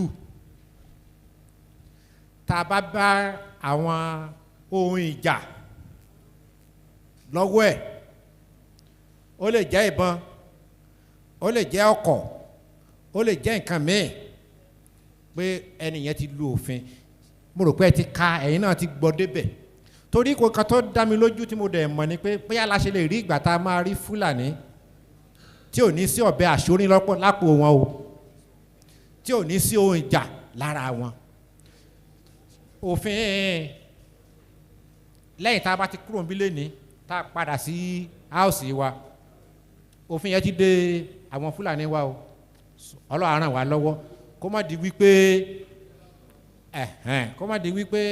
wọ́n kàn déédéé lọ ṣòfin ni a mọ̀ nípa ìyẹn kò síbi tẹ́ ti máa rí Fúlàní tí mo mọ̀ tó wọ́n pọ̀ lérí mọ̀ pé dáadáa lérí mọ̀ pé lèmi ti wá wọ́n pọ̀ kò síbi tẹ́ ti máa rí wọn tẹ́ ẹ̀ ní rí kankan lára wọn ló wá ràn wá lọ́wọ́. ẹ jọ̀ọ́ ọ̀rọ̀ tó sọ yẹn kì í ṣe Fúlàní nìkan o àwọn gbogbo darandaran àti Yorùbá tó ń da ẹran àti Fúlàní tó ń da ẹran.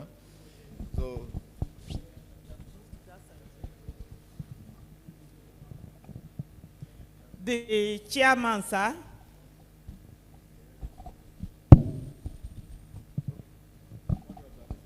Okay. Mr. Chairman, kì í ṣe pé mo fẹ́ máa defend àwọn èèyàn wa, but we must respect our culture. So, ẹja define the level of nǹkan tó lè mú dání because it has become part and parcel of their dress. You cannot stop it. So ẹja define when it becomes too much that it now turns to a weapon. Then that is where we now ládùúgbò wọn nílùú wọn bẹ́ẹ̀ gan náà the same thing kò síbi tẹ́ ti máa rí wọn tọ̀ ní mu dání ẹja tú òfin yẹn wò dáadáa. In addition, Mr. Chairman, they are also suffering the same problem we are talking about. Some of them have been kidnapped. Lára wọn wọ́n ti gbé wọn rí tán jí wọn gbé. So they suffer it also. They rustle their cattle. We are trying to sort out about 500 cattle rustle. Tán kó wá láti Kwara, tán kó wá Èkìtì. So they suffer all these things. So that's why we put the issue of firearms. So if you are caught with AK-47, you are a criminal. And that's because you are not supposed to carry it. But if it's a day gun, another can carry a day gun. You know that it's just for your protection or you want to go and use for hunting. But it must be registered. Yes, it must be registered. So before anything you can report, just for their safety. Biada, they want to kill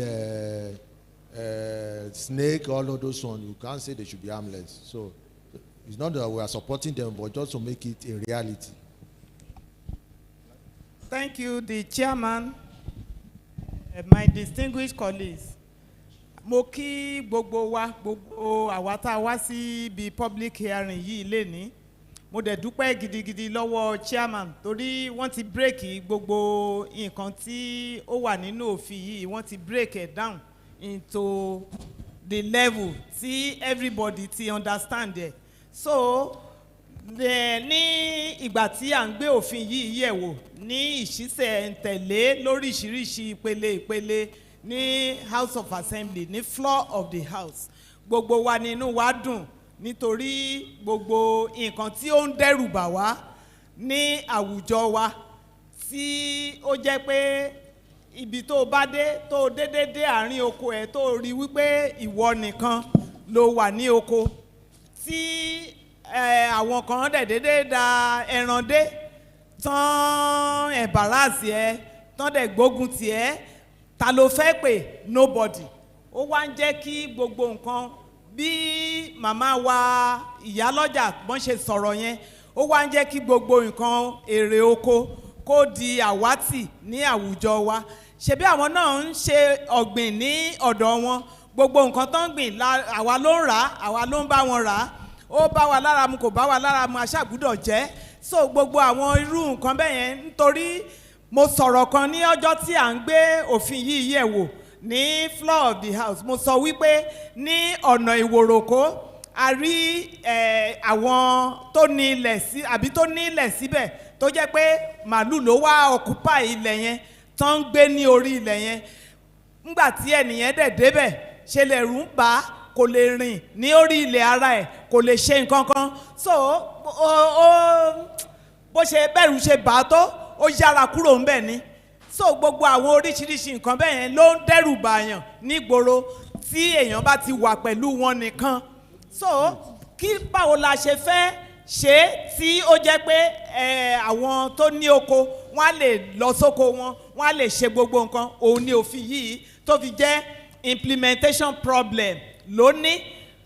Dádì wa wọ́n ti sọ lẹ́ẹ̀kan, wọ́n ní torí mo máa kàn interpret nǹkan tán sọ ni pé tí a bá ṣòfin kájúkájú náà kájú lẹ́kìtì kàn bá sì kájú tán àṣù bàràkàtà tí òun ni ọ̀rọ̀ ọ̀hún ṣe jẹ́ o. Ẹ jọ̀ọ́ tí a bá ti kúrò ń bí ilé ní tá a bá ti padà sí floor of the house, a rí wípé òfin yìí ó máa di nǹkan tí ó máa di mímúṣẹ.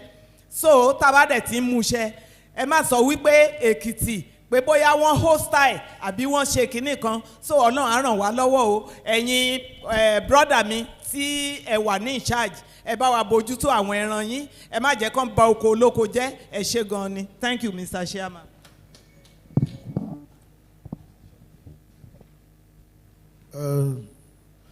Mr. Chairman and other members of the committee, mo kí commissioner wa,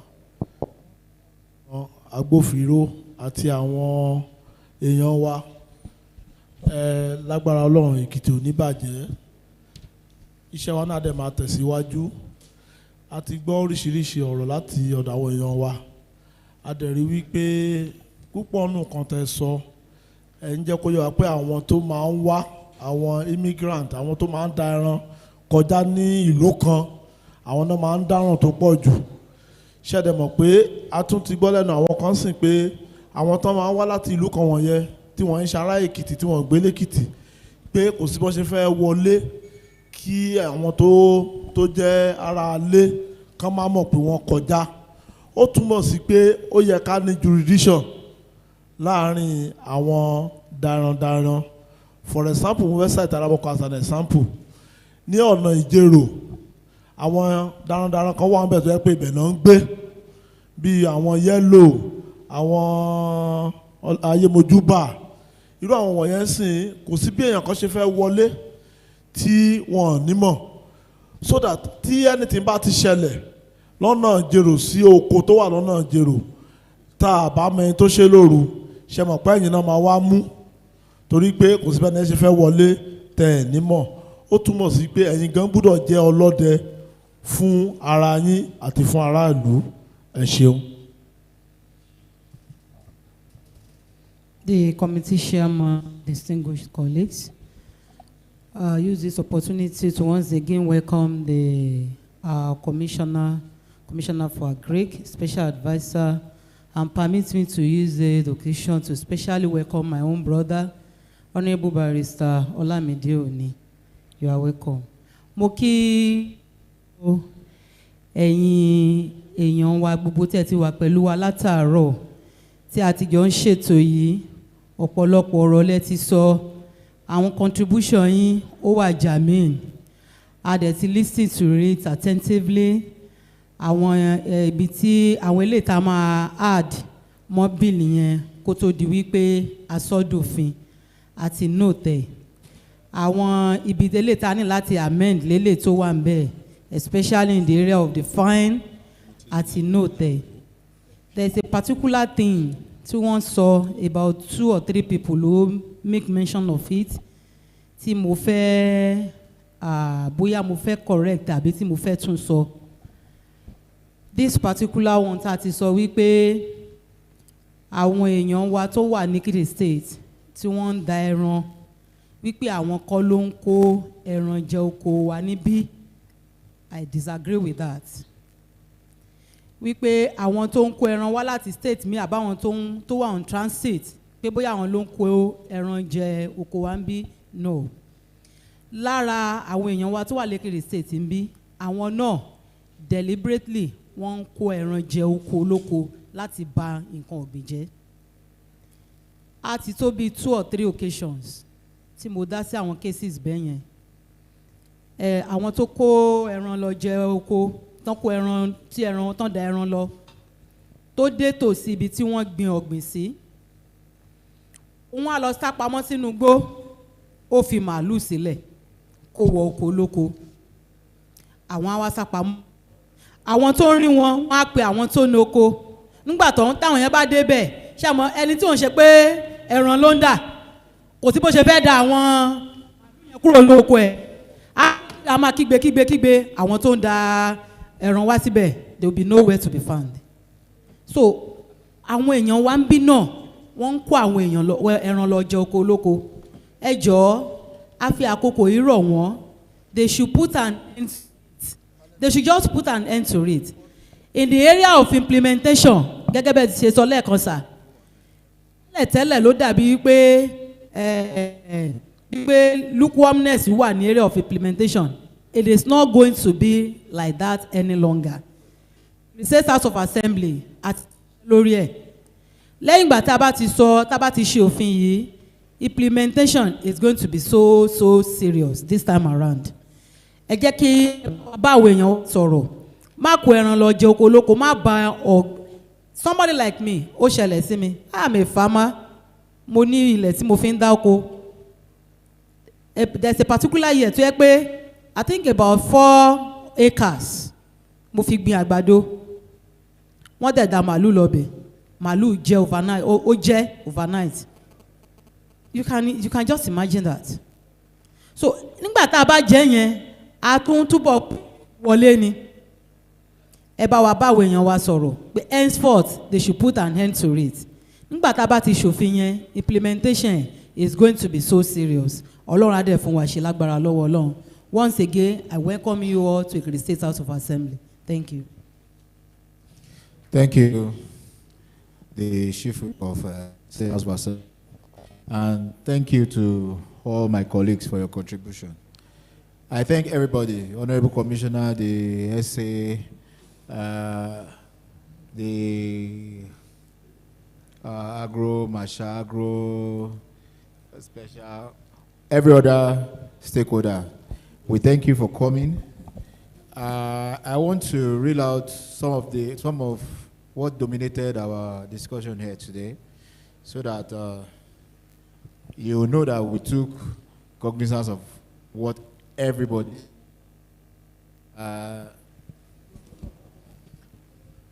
gbogbo nǹkan tá à ń ṣe for peaceful coexistence ká gbé ní rẹ̀pọ̀, kí gbogbo wa ká lè sùn, ká lè di ojú méjèèjì, kí ẹ̀rù má bà herders, kí ẹ̀rù má bà olóko, kí gbogbo wa ká máa gbé ní rẹ̀pọ̀. My Katu Yara Shaman also kọ́kọ́ he said àwọn tó ń da ẹran wọ́n jẹun, ipe tí ẹran bá ti jẹ oúnjẹ tó yẹ káwọn jẹ náà ebi náà pa àwọn náà. You understand? Àwa tá à ń gbẹ nǹkan náà àwa náà ń jẹ ẹran, bí ò sẹ́ran náà àwa náà ò ní fi taratara láìkẹ́. So kí ló wá ṣẹlẹ̀ ni pé gbà fún múrí nílé òun ni gbà fún gbàdà ní òde. So ẹ jọ̀ọ́ ẹ yẹ pé ní lára nǹkan tá a sọ ń bí, ẹ jọ̀ọ́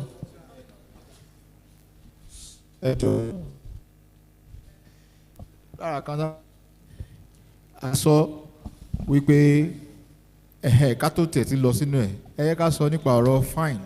Gbogbo ara ti ń sọ̀rọ̀ fine látàárọ̀. Let's now define that. We want to hear suggestion on the fine, so that it will be our, not the committee's decision, it will be our general take home from here that we agreed that. So what's the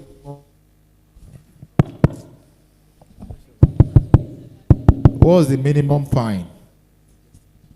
What's the minimum fine for the fines? What's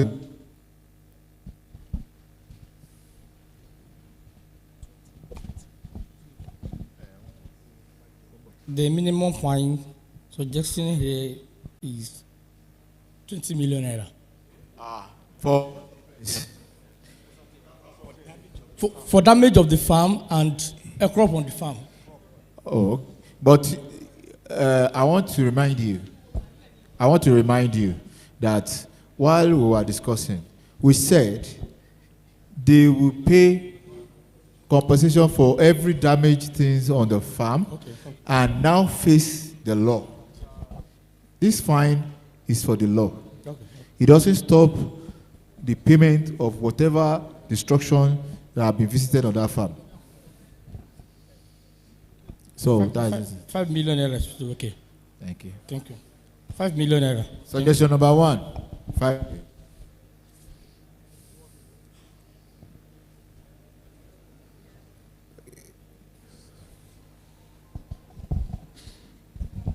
My chairman, sir, in as much that they are going to be responsible for the damage or destroying the farm, I'm suggesting that the fine should be limited to 250,000. Thank you. What about you, sir? You raised your hand earlier. Okay. Okay. So, at the average, what about you? Sorry. I think based on the discussion tí a ti jọ sọ tẹ́lẹ̀ lórí fine, mo rò pé àwọn nǹkan ọ̀gbìn farmer ó ní size of each farm.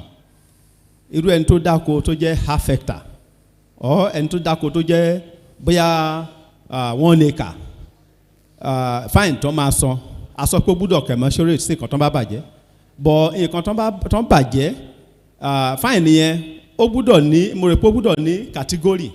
Bóyá if the farm is half hectare to like 1 hectare or 2 hectare, ó gbúdọ̀ ní, mo rò pé ó yẹ kó ní category bóyá bí 500,000 or 1 million or 2 million. Then from one size of the farm, C kg. Please, let's not belabor this issue. What we requested for, hold on, don't give, please, sorry. What we requested for was, we are talking about fine. While we were talking, see, let me tell you, what we are going to do as a committee, we have said, after due compensation, they must first compensate for whatever destruction they have visited on that farm. That's number 1. So, compensation, it will vary according to the sizes, and even there may be 1,000 square meter of farm. Nǹkan tó wà lórí ilẹ̀ 1,000 square meter ó lè ju 1 hectare lọ. All depend on what you are planting on your land. You understand? Ó depend on nǹkan tó ń ṣe ń bẹ̀ ló máa determine téèyàn bá gbẹ kaṣú síbí téèyàn gbẹṣu síbí kàn wọ́n jù kan lọ́nà. Ẹ ti understand àwọn ọmọ sọ, so nǹkan tó bá ti bàjẹ́, then in that law it will be embedded. There will be a valuer. The owner of the farm cannot be the valuer. The header cannot be the valuer. So there will be somebody, maybe from the government side, that will value that person has on the farm. So that ẹni tó ń san compensation náà, though ó ń jìyà ẹ̀ṣẹ̀ ni, but kò ní dàbí pé wọ́n kàn fẹ́ hip ẹrù tí ò lọ, because kò bá jẹ lóhun lóko mi bẹ́ẹ̀ mo yóò wí o ti jẹun 20 million kí n máa claim ẹ̀. So there will be proper valuation for whatever destruction has happened on that farm. So ìyẹn máa wà nbẹ̀. Ṣé ẹ ti gbọ́ listen sí wa dáadáa ni o, tẹ́ bá listen sí wa dáadáa ní máa sọ pé ó yẹ kí fine vary. Nǹkan tá à ń sọ ni pé wọ́n máa san owó nǹkan tó ti bàjẹ́ lórí oko yẹn kan tó wá san fine. Fine is for government. Ọwọ́ government ní fine ń lọ, kì í ṣe ọwọ́ olóko. You understand? But fine yẹn bẹ́ẹ̀ ṣe sọ ó gbúdọ̀ dẹ́rù bà kò sí even kí nǹkan oko mi kó má ju 1 million lọ kán bá mi value ẹ̀ ní 2 million. Inú mi á ṣe máa bí mi pé olóko á máa rò pé ó dẹ̀ kí n rí bí 5 million lórí oko yẹn tí mo gba 1 million yẹn o. You understand? So the best thing ni pé kó kí ẹran má ti jẹ oko olóko, and adẹ ti sọ fáwọn èèyàn wa kò sí nǹkan tó ń jẹ́ ó ṣèṣì o, èsùn ń jẹ́ ṣèṣì o, ẹ ṣe wọ yọ ṣubú ọfẹ yọ owó ṣèṣì yọ lẹ́bẹ̀ ní ẹ ṣe èsùn kẹ̀jẹ́ bẹ́ẹ̀. There is no mistake in it. So tó bá ti ṣe ò ṣe ni. So kílẹ̀ ẹ̀yin fúnra yín tí ẹ bá jókòó lóko kí ni ká fáìnì yín. Ẹ ṣé sà, àdúpẹ́ nǹkan tí ó wà ń bẹ̀rẹ̀ pé ọlọ́ọ̀bà aláàánú kó bù aláṣìírí ẹ̀rí gbogbo náà ti sọ látàárọ̀ mi fẹ́ sọ̀rọ̀ ntọ́wà lára kálukú ọ̀tọ̀ọ̀tọ̀ ìyálọ́jà ń sọ̀rọ̀ lẹ́ẹ̀kan tá a bá gbọ́kọ́ fún wèrè ọ̀rọ̀ ara ẹ̀ náà ní orúkọ sí o àwọn òfin tẹ̀ ń ṣe látàárọ̀ ẹ̀ ń sọ̀rọ̀ lérí àwọn èèyàn ẹ̀ sọ̀rọ̀ fún lérí gbogbo wa báyìí bá a sọ wà báyìí ẹ̀ ń sọ pé fúlàní tó ń dáná ìyá ẹni wọn àwọn ẹni tó bá dáná àwọn kó wọn. ẹ ní sùúrù. Yes sir. mo ti sọ bàbá yẹn sọ̀rọ̀ tó ń sọ fúlàní mo ní kì í ṣe fúlàní nìkan. Yes sir. ọmọ èkìtì wà tó ń sin màálù tó ń da màálù a sọ pé àdínkẹ́ ń sọ̀rọ̀ màálù nìkan là ń sọ bí o. lérí ẹ ní sòrò ẹja gbàgbọ́ yé a sọ̀rọ̀ pé dé orí ruminant ṣẹ́rí kan tó pè ruminant ni pé gbogbo nǹkan tó ń jẹ oko nǹkan ọ̀sìn tó bá ti ń jẹ oko ewúrẹ́ wà ń bẹ̀ o àgùntàn wà ń bẹ̀ bí àgùntàn bó ń sin ewúrẹ́ nílé ẹ̀ bó ti bá lọ bọ́ sínú ọgbà ọlọ́gbà tó lọ jẹ nǹkan ní nǹkan tó mọ̀ bó ṣe yẹ kó tọ́jú ewúrẹ́ ẹ̀ ó ti lùfín yìí o kì í ṣe pé àwọn onímàálù nìkan ni and onímàálù yẹn náà kì í ṣe pé fúlàní inú onímàálù nìkan là ń bá sọ̀rọ̀ so kò wà fẹ́yàn kan. ẹ ṣe tí ọ̀rọ̀ fáìní tẹ́ ẹ̀ sọ báyìí bí màálù bá jẹ kó lábẹ́ òfin gẹ́gẹ́ bí àwọn èèyàn wa mi ti ń ṣe sọ látàárọ̀ àwa tá a wà ń bí ní ẹlòmíì ti lé lọ́gbọ̀n ọdún èkìtì ilẹ́lá àti gba stéètì tá a fi wà ń bí mo débì ń lọ fún ọdún kẹfà kí stéètì tó dékìtì nílé àwọn àdọ́lọ́fẹ́ tí mo wà kò sẹ́nìkan tó lè sọ pé tí ń sọ ṣẹlẹ̀ ń bẹ̀ ni. àwọn àjọsọwọ́pọ̀ tá a jọ ṣe pẹ̀lú àwọn èèyàn wa tó bí nǹkan bá ṣẹlẹ̀ gẹ́gẹ́ bí iṣẹ́ àmọ́ ṣe sọ lẹ́ẹ̀kan kò sẹ́nìkan tó wà lára ń di tiwa tó lè ṣe nǹkan kan lágbègbè tá a ní mọ̀ kò sí olúwẹ̀ kò síbi tó lè wá kò sì sí àlejò kan tá a lè gbà tí a wá wá ní ìlú tá a lè mọ̀ so kò pọ́sífù bí náà bá láwọn kò lè gùn kí ó dò tá a bá jọ ṣe àwọn tó ní pé bí màálù bá jẹ kó báyà wá 5 million 10 million bí mo ṣe wáyé mo ti rẹ́ni tí àwa ládùúgbò tọ́pa màálù tọwọ́ ti 1,700,000 bọ́ jẹ́ pé àjọ wà nílùú ni ṣé mo gbé dé tẹ̀sán ni mi gbé dé tẹ̀sán wà fúnra wa àti ẹlòmínà wà báyìí tí ọ̀rọ̀ mọ́ gẹ́gẹ́ bí sàmọ́ ṣe sọ lẹ́ẹ̀kan tí a lẹ́ran sínú oko tí a lẹ̀ láwọn èèyàn dànù alẹ́ lomi tó mọ̀ lu màálù pa ṣé bí tí ẹ bá ra màálù fún mi ṣé wọ́n pọ́sibù kí wọ́n á sọ fún mi pé wọ́n ti lu màálù yín pa sà so àwọn wọ̀nyẹn ó yẹ kí àjọ rò fúnra ara wa ọlọ́run nìkan ló ń lọ́la so àwọn onídìí àti mọ. ẹ ṣe mo láìkè nǹkan tẹ́ ẹ sọ yẹn ṣùgbọ́n tẹ́ bá bọ́ba yẹn sọ̀rọ̀ bí ẹnìkan dìde sọ̀rọ̀ ń bẹ̀ yẹn lẹ́ẹ̀kan tó ní ó ní pé ẹ ní sùúrù ẹ má ti kún bẹ̀ torí wọn ti sọ a ní pé tó bá fẹ́ fáìnì èèlò ni ẹ sọ yẹn ẹ ti sọ yẹn pé èèlò lẹ pé tó bá fẹ́ ṣe fáìnì o èèlò ní ká fáìnì téèyàn bá jẹ ọkọ. ok wí kékeré fáìnì wọn ó ní dìsẹ́ǹtì bí nǹkan tí wọ́n bá bàjẹ́ bọ́ bá ṣe wà sí láà lè sọ sí so. ẹ ní so ok ẹ máa gbọ́ sà. yes sir. ẹ ní sùúrù àwọn làǹbá ẹ jẹ́ kọ̀rọ̀ yé wọn ẹ ní sùúrù tí àbámúyàn tó bá jẹ nǹkan lórí oko á san owó nǹkan tó jẹ á dẹ̀ ti lò fi ìjọba á san owó fine lọ́tọ̀ ẹ ti understand mẹ́rin ó ti yé mi. ṣé wàá rí ọ̀rọ̀ tẹ́ sọ ṣáájú lẹ́ẹ̀kan mo sọ nígbà tí ọkùnrin kan sọ̀rọ̀ mẹ́rin tó ní pé àwọn kan á ti jẹ oko wọn á ti lọ wọn ní dá wọn mọ̀ wọn ní ṣe kíní kan kò sí nǹkan táwọn lè ṣe fún wọn àwọn ò lè gbá wọn mọ́ mo sọ pé kọ́ má mú fọwọ́ ara wọn mú òfin. They should not take laws into their hands. Tí anything bá ṣẹlẹ̀ lórí oko kán lọ report fún Àmọ̀tẹ́kùn agro rangers àti anko àwọn tó ń wà in charge kán lọ report wọn àwọn yẹn náà lọ rà arrest màálù ṣé tí n bá wà lóko ń sìn tí màálù ìjókòó mi tí mo débẹ̀ ṣé mo lè dá mú màálù 100 ni ṣé mo lè so àwọn tó lè tó mọ̀ wọ́n tó máa lọ mú wọn so kò séèyàn kankan a sọ fáwọn èèyàn wa kò séèyàn kankan tá a lọ lu Fúlàní lórí oko tàbí tá a pa màálù lórí oko ṣùgbọ́n àwọn agbófinró wa wọ́n lè kó màálù yín bọ̀ sí then màálù tó bá ti lo oṣù kan níbi tá a kó sí tí ẹni tó ní òwà gbà ó di tìjọba pátápátá nìyẹn ní after oṣù kan ẹni tó ní màálù bá ti wá sọ pé èmi mo ní màálù ó tọ́ nìyẹn. ẹ ṣe ní láti ilẹ̀ wá tẹ́lẹ̀ kò síbi tí ẹran ti jẹ kó ní àwọn ẹni tá a mọ̀ tí àìsàn fine so fine yẹn gẹ́gẹ́ bí ẹ ṣe sọ pé kí ni nǹkan tí wọ́n sọ àwọn ẹni wọ́n ní 50,000 lówó fine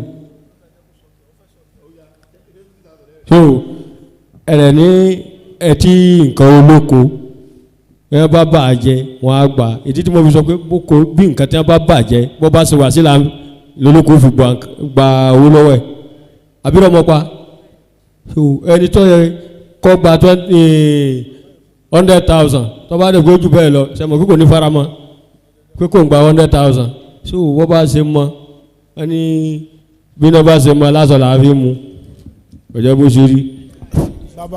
bàbá ẹ jọ ẹ fún wọn padà bàbá nǹkan tó ń sọ ni wípé ṣe mọ̀ pé àwọn èèyàn wa kan suggest pé owó fáìnì tó jẹ́ 50,000 tẹ́lẹ̀ pé ó kéré ẹ̀yin gẹ́gẹ́ bí bàbá ẹ ti sọ ọ́ sí pé kán tó create Èkìtì state lẹ́tí dé Èkìtì ẹ dẹ̀ sọ pé kò sí ẹni tó máa jẹ oko tí ẹ ní mọ̀ ẹ dẹ̀ sọ pé ẹ̀yin náà ò dẹ̀ kì í dáràn pé darandaran lásán nìyẹn now nígbà tí àwa sọ pé owó yẹn kéré àwọn kan suggest 5 million naira àwọn kan suggest 250,000 naira àwọn kí ni ẹ̀yin suggest ẹ ṣe mọ̀ pé ẹ̀yin lẹ́yìn máa wù ẹ dẹ̀ pẹ̀rẹ̀ dà àwa ní èèlò lẹ́yìn gbà pé ó yẹ kán máa gbà lọ́wọ́ ẹni tó bá ti dáràn kì í ṣòwò fún ẹni tó ní oko owó fáìnì pé lu òfin ìjọba tá à ń ṣe lọ́wọ́ òfin tá a jọ ń ṣe yìí owó pé ẹ ti tẹ òfin lójú.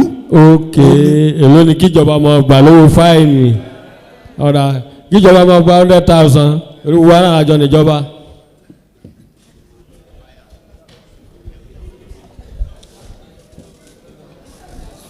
thank you. ṣé a ti parí ọ̀rọ̀ summary mo fẹ́ ṣe ó yá. so lérí ọ̀rọ̀ fáìnì yẹn náà mo fẹ́ sọ lé lérí inú mi dùn bẹ́ẹ̀ ṣe sọ̀rọ̀ fún wa lẹ́ẹ̀kan ẹni gbogbo wa kájọ gbé ní ìrẹ́pọ̀ kọ́mọ sí wàhálà níyìn kọ́mọ sí wàhálà lọ́hùn káró di máa sọ káró aṣọ mọ́ di kí di mọ́ gbófo àbí bẹ́ẹ̀ kọ́ ó dùn mọ́ mi bàbá mi yìí sọ̀rọ̀ lẹ́ẹ̀kan wọ́n ní erímò pé nǹkan tó ṣẹlẹ̀ níbẹ̀ tá à ń kojú fúnra wa kì í ṣe nǹkan kékeré èèyàn wa méje ló wà nínú igbó tí wọ́n jí gbé lọ aboyún wà nínú wọn wọ́n ń sọ fún wa pé ló ti bí báyìí ṣe rí òfin tí ẹ gbé kalẹ̀ lẹ̀ yìí inú wa gan dùn sí torí ìlú tí ó bá sófin kò ṣẹ̀ṣẹ̀ níbẹ̀ àbí bẹ́ẹ̀ kọ́ inú mi sì dùn nínú gbogbo àwọn security wa tó wà níbí báyìí ó sọ kọ̀ọ̀kan eléyìí tèmi pẹ̀lú wọn tá a mọ́ra wa kò sí iye tí ó ní mo lọ ń bì kan tí mo lọ gba ìbọ̀dì wálé fún Èkìtì Ọlọ́run ní jẹ́ torí ìtọ́lọ́ kí ìlú mi náà kó bàjẹ́ nípa tá a bá ti ṣẹ̀ pé ntí ìjọba ọmọ gbà lọ́wọ́ wa fún òfin kọ́mọ jẹ́ 100,000 sotiye bọ̀ àwọn tí wọ́n ní oko ẹjọ́ ẹ bá wa bá wọn sọ̀rọ̀ mo dúpẹ́ lọ́wọ́ ọ̀nàrẹ́bù kọmíṣánná wa àti bàbá mi tí wọ́n jókòó lẹ́gbẹ̀ẹ́ wọn pupa ní dàbí òyìnbó mo dúpẹ́ lọ́wọ́ wọn lọ́pọ̀lọpọ̀ wọ́n gbìyànjú ẹ bá wa bá àwọn àgbẹ̀ wa sọ̀rọ̀ dáadáa níbi tí mo wà ní ọ̀dọ̀ mi àwọn àgbẹ̀ tó wà ń bẹ̀ ara wọn tá à ń jọ ń ṣe ọ̀ya níbi tá a jọjọ rẹ́ dé àwọn kan wà tó jẹ́ pé wọn ò kúrò nínú ìgboro tí wọn ò ní oko wọn á kàn máa pariwo formation nìkan ni wọ́n kàn ní ìdí pé wọ́n wí ṣùgbọ́n kò sí nǹkan tó rí lìtẹ́lẹ̀ gbá ní ọ̀dọ̀ wọn ẹ bá wa bẹ̀ wọ́n dáadáa nǹkan tó bá ṣẹlẹ̀ kí gbogbo wa tá a bá jọjọ fojú rí ntọ́ bá tó tọ́yẹ kán fi bẹ́ẹ̀ nìyẹn ká fi bẹ́ẹ̀ kó mọ́ bínú torí wọ́n tó kó ẹran lọ́ọ́ jẹ oko ẹ̀ nǹkan ọrọ̀ ajé rẹ ni oko tó lọ́ọ́ jẹ ọrọ̀ ajé ni tóko rẹ bá dáa tó bá lọ́ọ́ ta sí gbòòrò tó bá lọ́ọ́ rà ń bẹ̀ fáǹfààní rẹ ni òní kówó rẹ kó mọ́ jẹ àbí bẹ́ẹ̀ kọ́ ẹni màálù náà tá à ń ṣòfin lé lórí yìí tí n ta aláfẹ́ mọ̀ gbà yín náà tó bá ti pọ̀ jù tó náà bá fẹ́ ta màálù rẹ̀ òun náà gbé lọ sókè lókè yóò wá jẹ́ wàhálà fún inú ìlú náà nídàkejì gbogbo aláṣìmọ́ nísìnyí kò sẹ́nìkan tó rí bi lọ wájúwájú láti lọ́ọ́ rajà mọ́ ìlú ti le kọ́lọ́ mọ́jà kó le mọ́ wa sáwọn tí ń sọ wa tó jẹ́ pé wọ́n ń sọ wa káàkiri ni bí mo ṣe kéré láàrin yín mọ̀ yí èmi fúnra yìí ń sọ̀ra rìn ni kọ́lọ̀ nǹkan mọ̀ sọ gbogbo wa ọlọ́run ní dà wá láàmú o.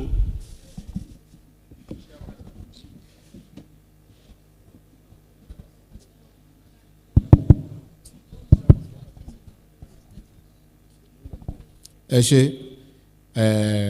àkó àtàárọ̀ àti dé wọ́n ní wáàsí mi ní òpin Abẹ́òkúta àti but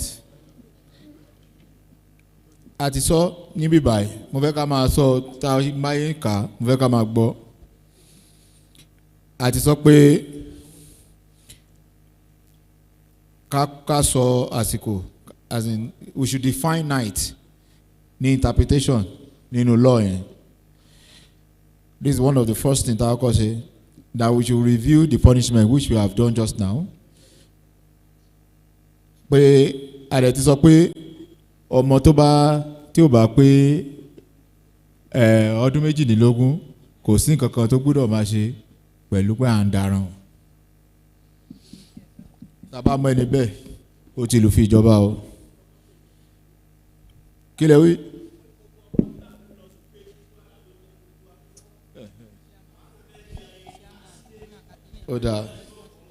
Oda. Then, a lè sọ níbí báyìí pé ká define firearm, that we should define firearm. Then, ọ̀gá mi kan sọ pé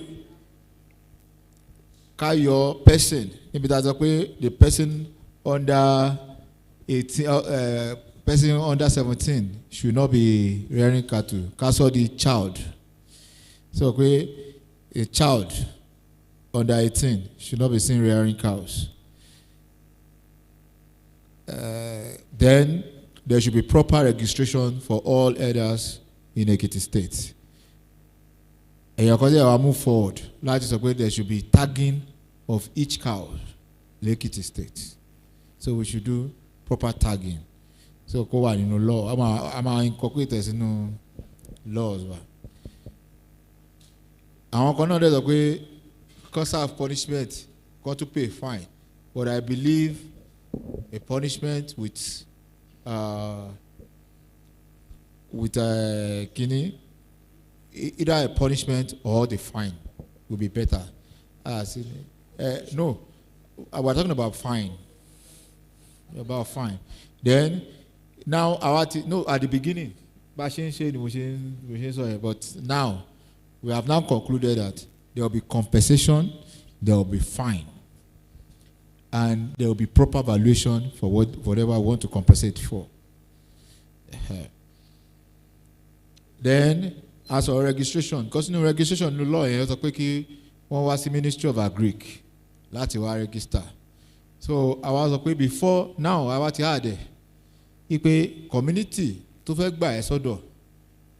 Wọ́n gbọ́dọ̀ gba lẹ́tà láti community wá sí Agric kí Agric tó lè register onítọ̀hún.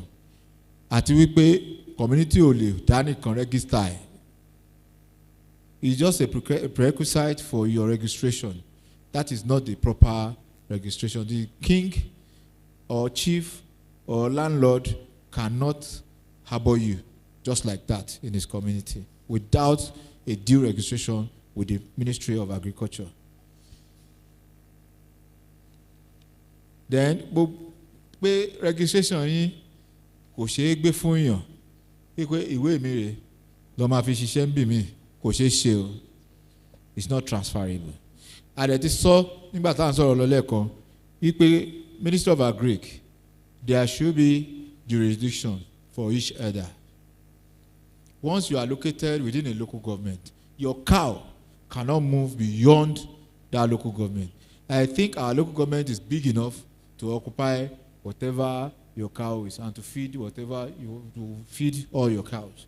So there's no reason for you to move from your local government to another. If you cross your boundaries, oti lufi ìjọba ṣe gbọ́ mi o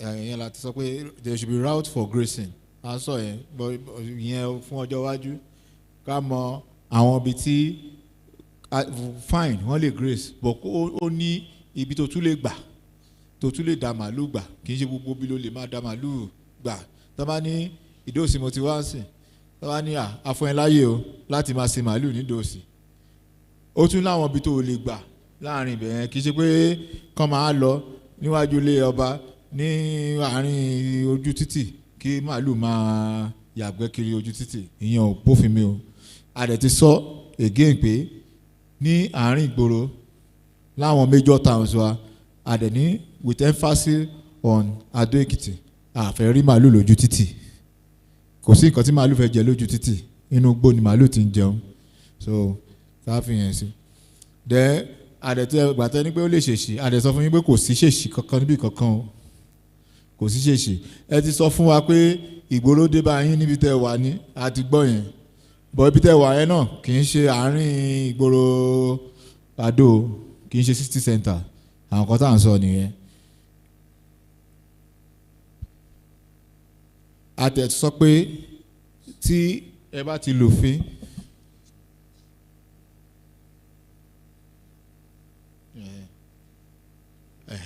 wípé ẹni tó bá lòfin táwọn tíìmù apàṣẹ bá ti mú màálù ẹ̀ tán bá ti kó síbì kan téèyàn mi tí ó séèyàn tó wá sọ pé òun lòún ní màálù àbí tó wá gba màálù ẹ̀ padà àbí tó sọ fáìnì tó gba màálù yẹn láàrin oṣù kan màálù yẹn ó di ìjọba nìyẹn o nǹkan tó bá wù ìjọba wọ́n máa fi ṣe ààrẹ ti sọ pé ẹnikẹ́ni tán bá fi màálù ẹ̀ tán fi bojú láti jínigbé ẹni ẹ máa ó ti lò fi ìjọba o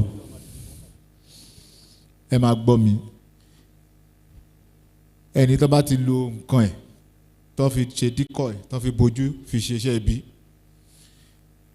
eléyìí ó ti lò fi ìjọba o so ẹ mọ reason ṣé ẹ mọ̀ pé ẹ ti sọ bí kò sí bí Fúlàní ṣe fẹ́ wọ̀lú táwọn tó wà ń lù tẹ́lẹ̀ ò ní mọ̀ ẹ mà àwọn tó mo sọ pé ẹ̀yin tẹ́ wà ń bí gangan o pé bóyá èèyàn mo wà ń Dubai Fúlàní ni mí àbí darandaran ni mí mo wá rí ẹni tí òun ṣara wa tó wọ̀lú ṣe màá mọ̀ pé ẹni yóò sí bí tẹ́lẹ̀tẹ́lẹ̀ even bẹ́ẹ̀ ṣe wà yìí tẹ́ bá rí màálù láàrin títì ẹ̀dọ̀ ká màálù àfa kínní kan ní màálù ẹni báyìí ni ẹ̀yin fúnra yín mọ̀ so tẹ́ bá rí màálù tí òun ṣe ti yín gan ẹ mọ̀ pé ibo màálù ilé ti wá màálù ilé òun ṣe ti wá so tẹ́ bá ti ń rí tí ò dẹ̀ sẹ́ni tó wá bá yín gbà tó dé tí ò sẹ́ni tó ti wá associate mọ́ ẹ sọ fáwọn èèyàn yín kọ́ ètè inform àwọn agbófinró wa pé a ti lẹ́ni tí ò register o tí ò ń ṣara wa o kó má lọ dáràn kẹ́ má lọ wá máa sọ pàwọ́ dáràn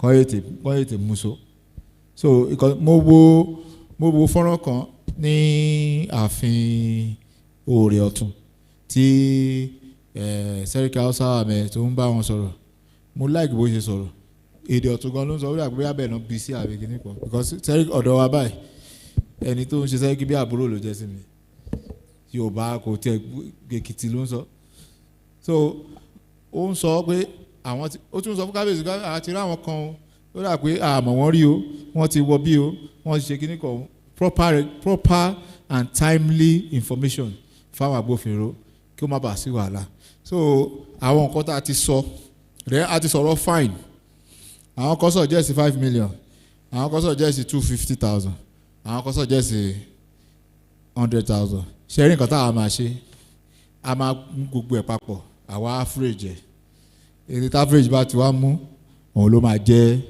fine yẹn so ibi tá a bá délé ní ibi tá a parí ètò public hearing so tí ó bá ní ẹ̀yin tẹ́ sọ pé ká fún yín nọ́mbà tí àwọn tí ó wà in charge tí wọ́n bá ṣe dáadáa tẹ́ bá lọ report atrocity tó bá di pé wọ́n ṣe dáadáa tẹ́ yín lọ́rùn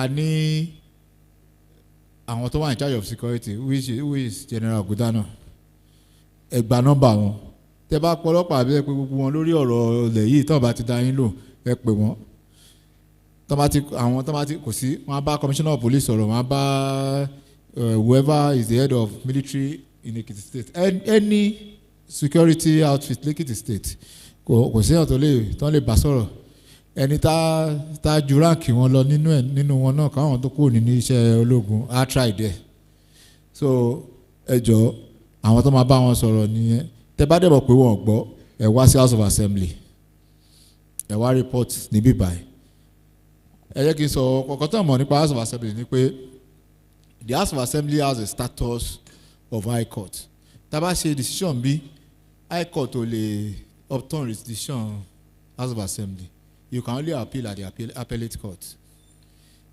so kò sí tẹ́bá a lè issue House of Assembly can issue bench warrant a lè issue summon a lè issue warrant kán lọ pè yàn wá so that is what we are here and we will always be on the side of the people Ọlọ́run á jẹ́ kó dáa fún wa ní rogun l'Ekiti o I am thanking everybody who find it worthy to be here this afternoon to be part of this public hearing. And I want to tell you that this hearing has been very, very fruitful. We value all your contributions and we promise every of your contributions will be factored into this law. God bless you all for coming. God bless Ekiti State. Thank you.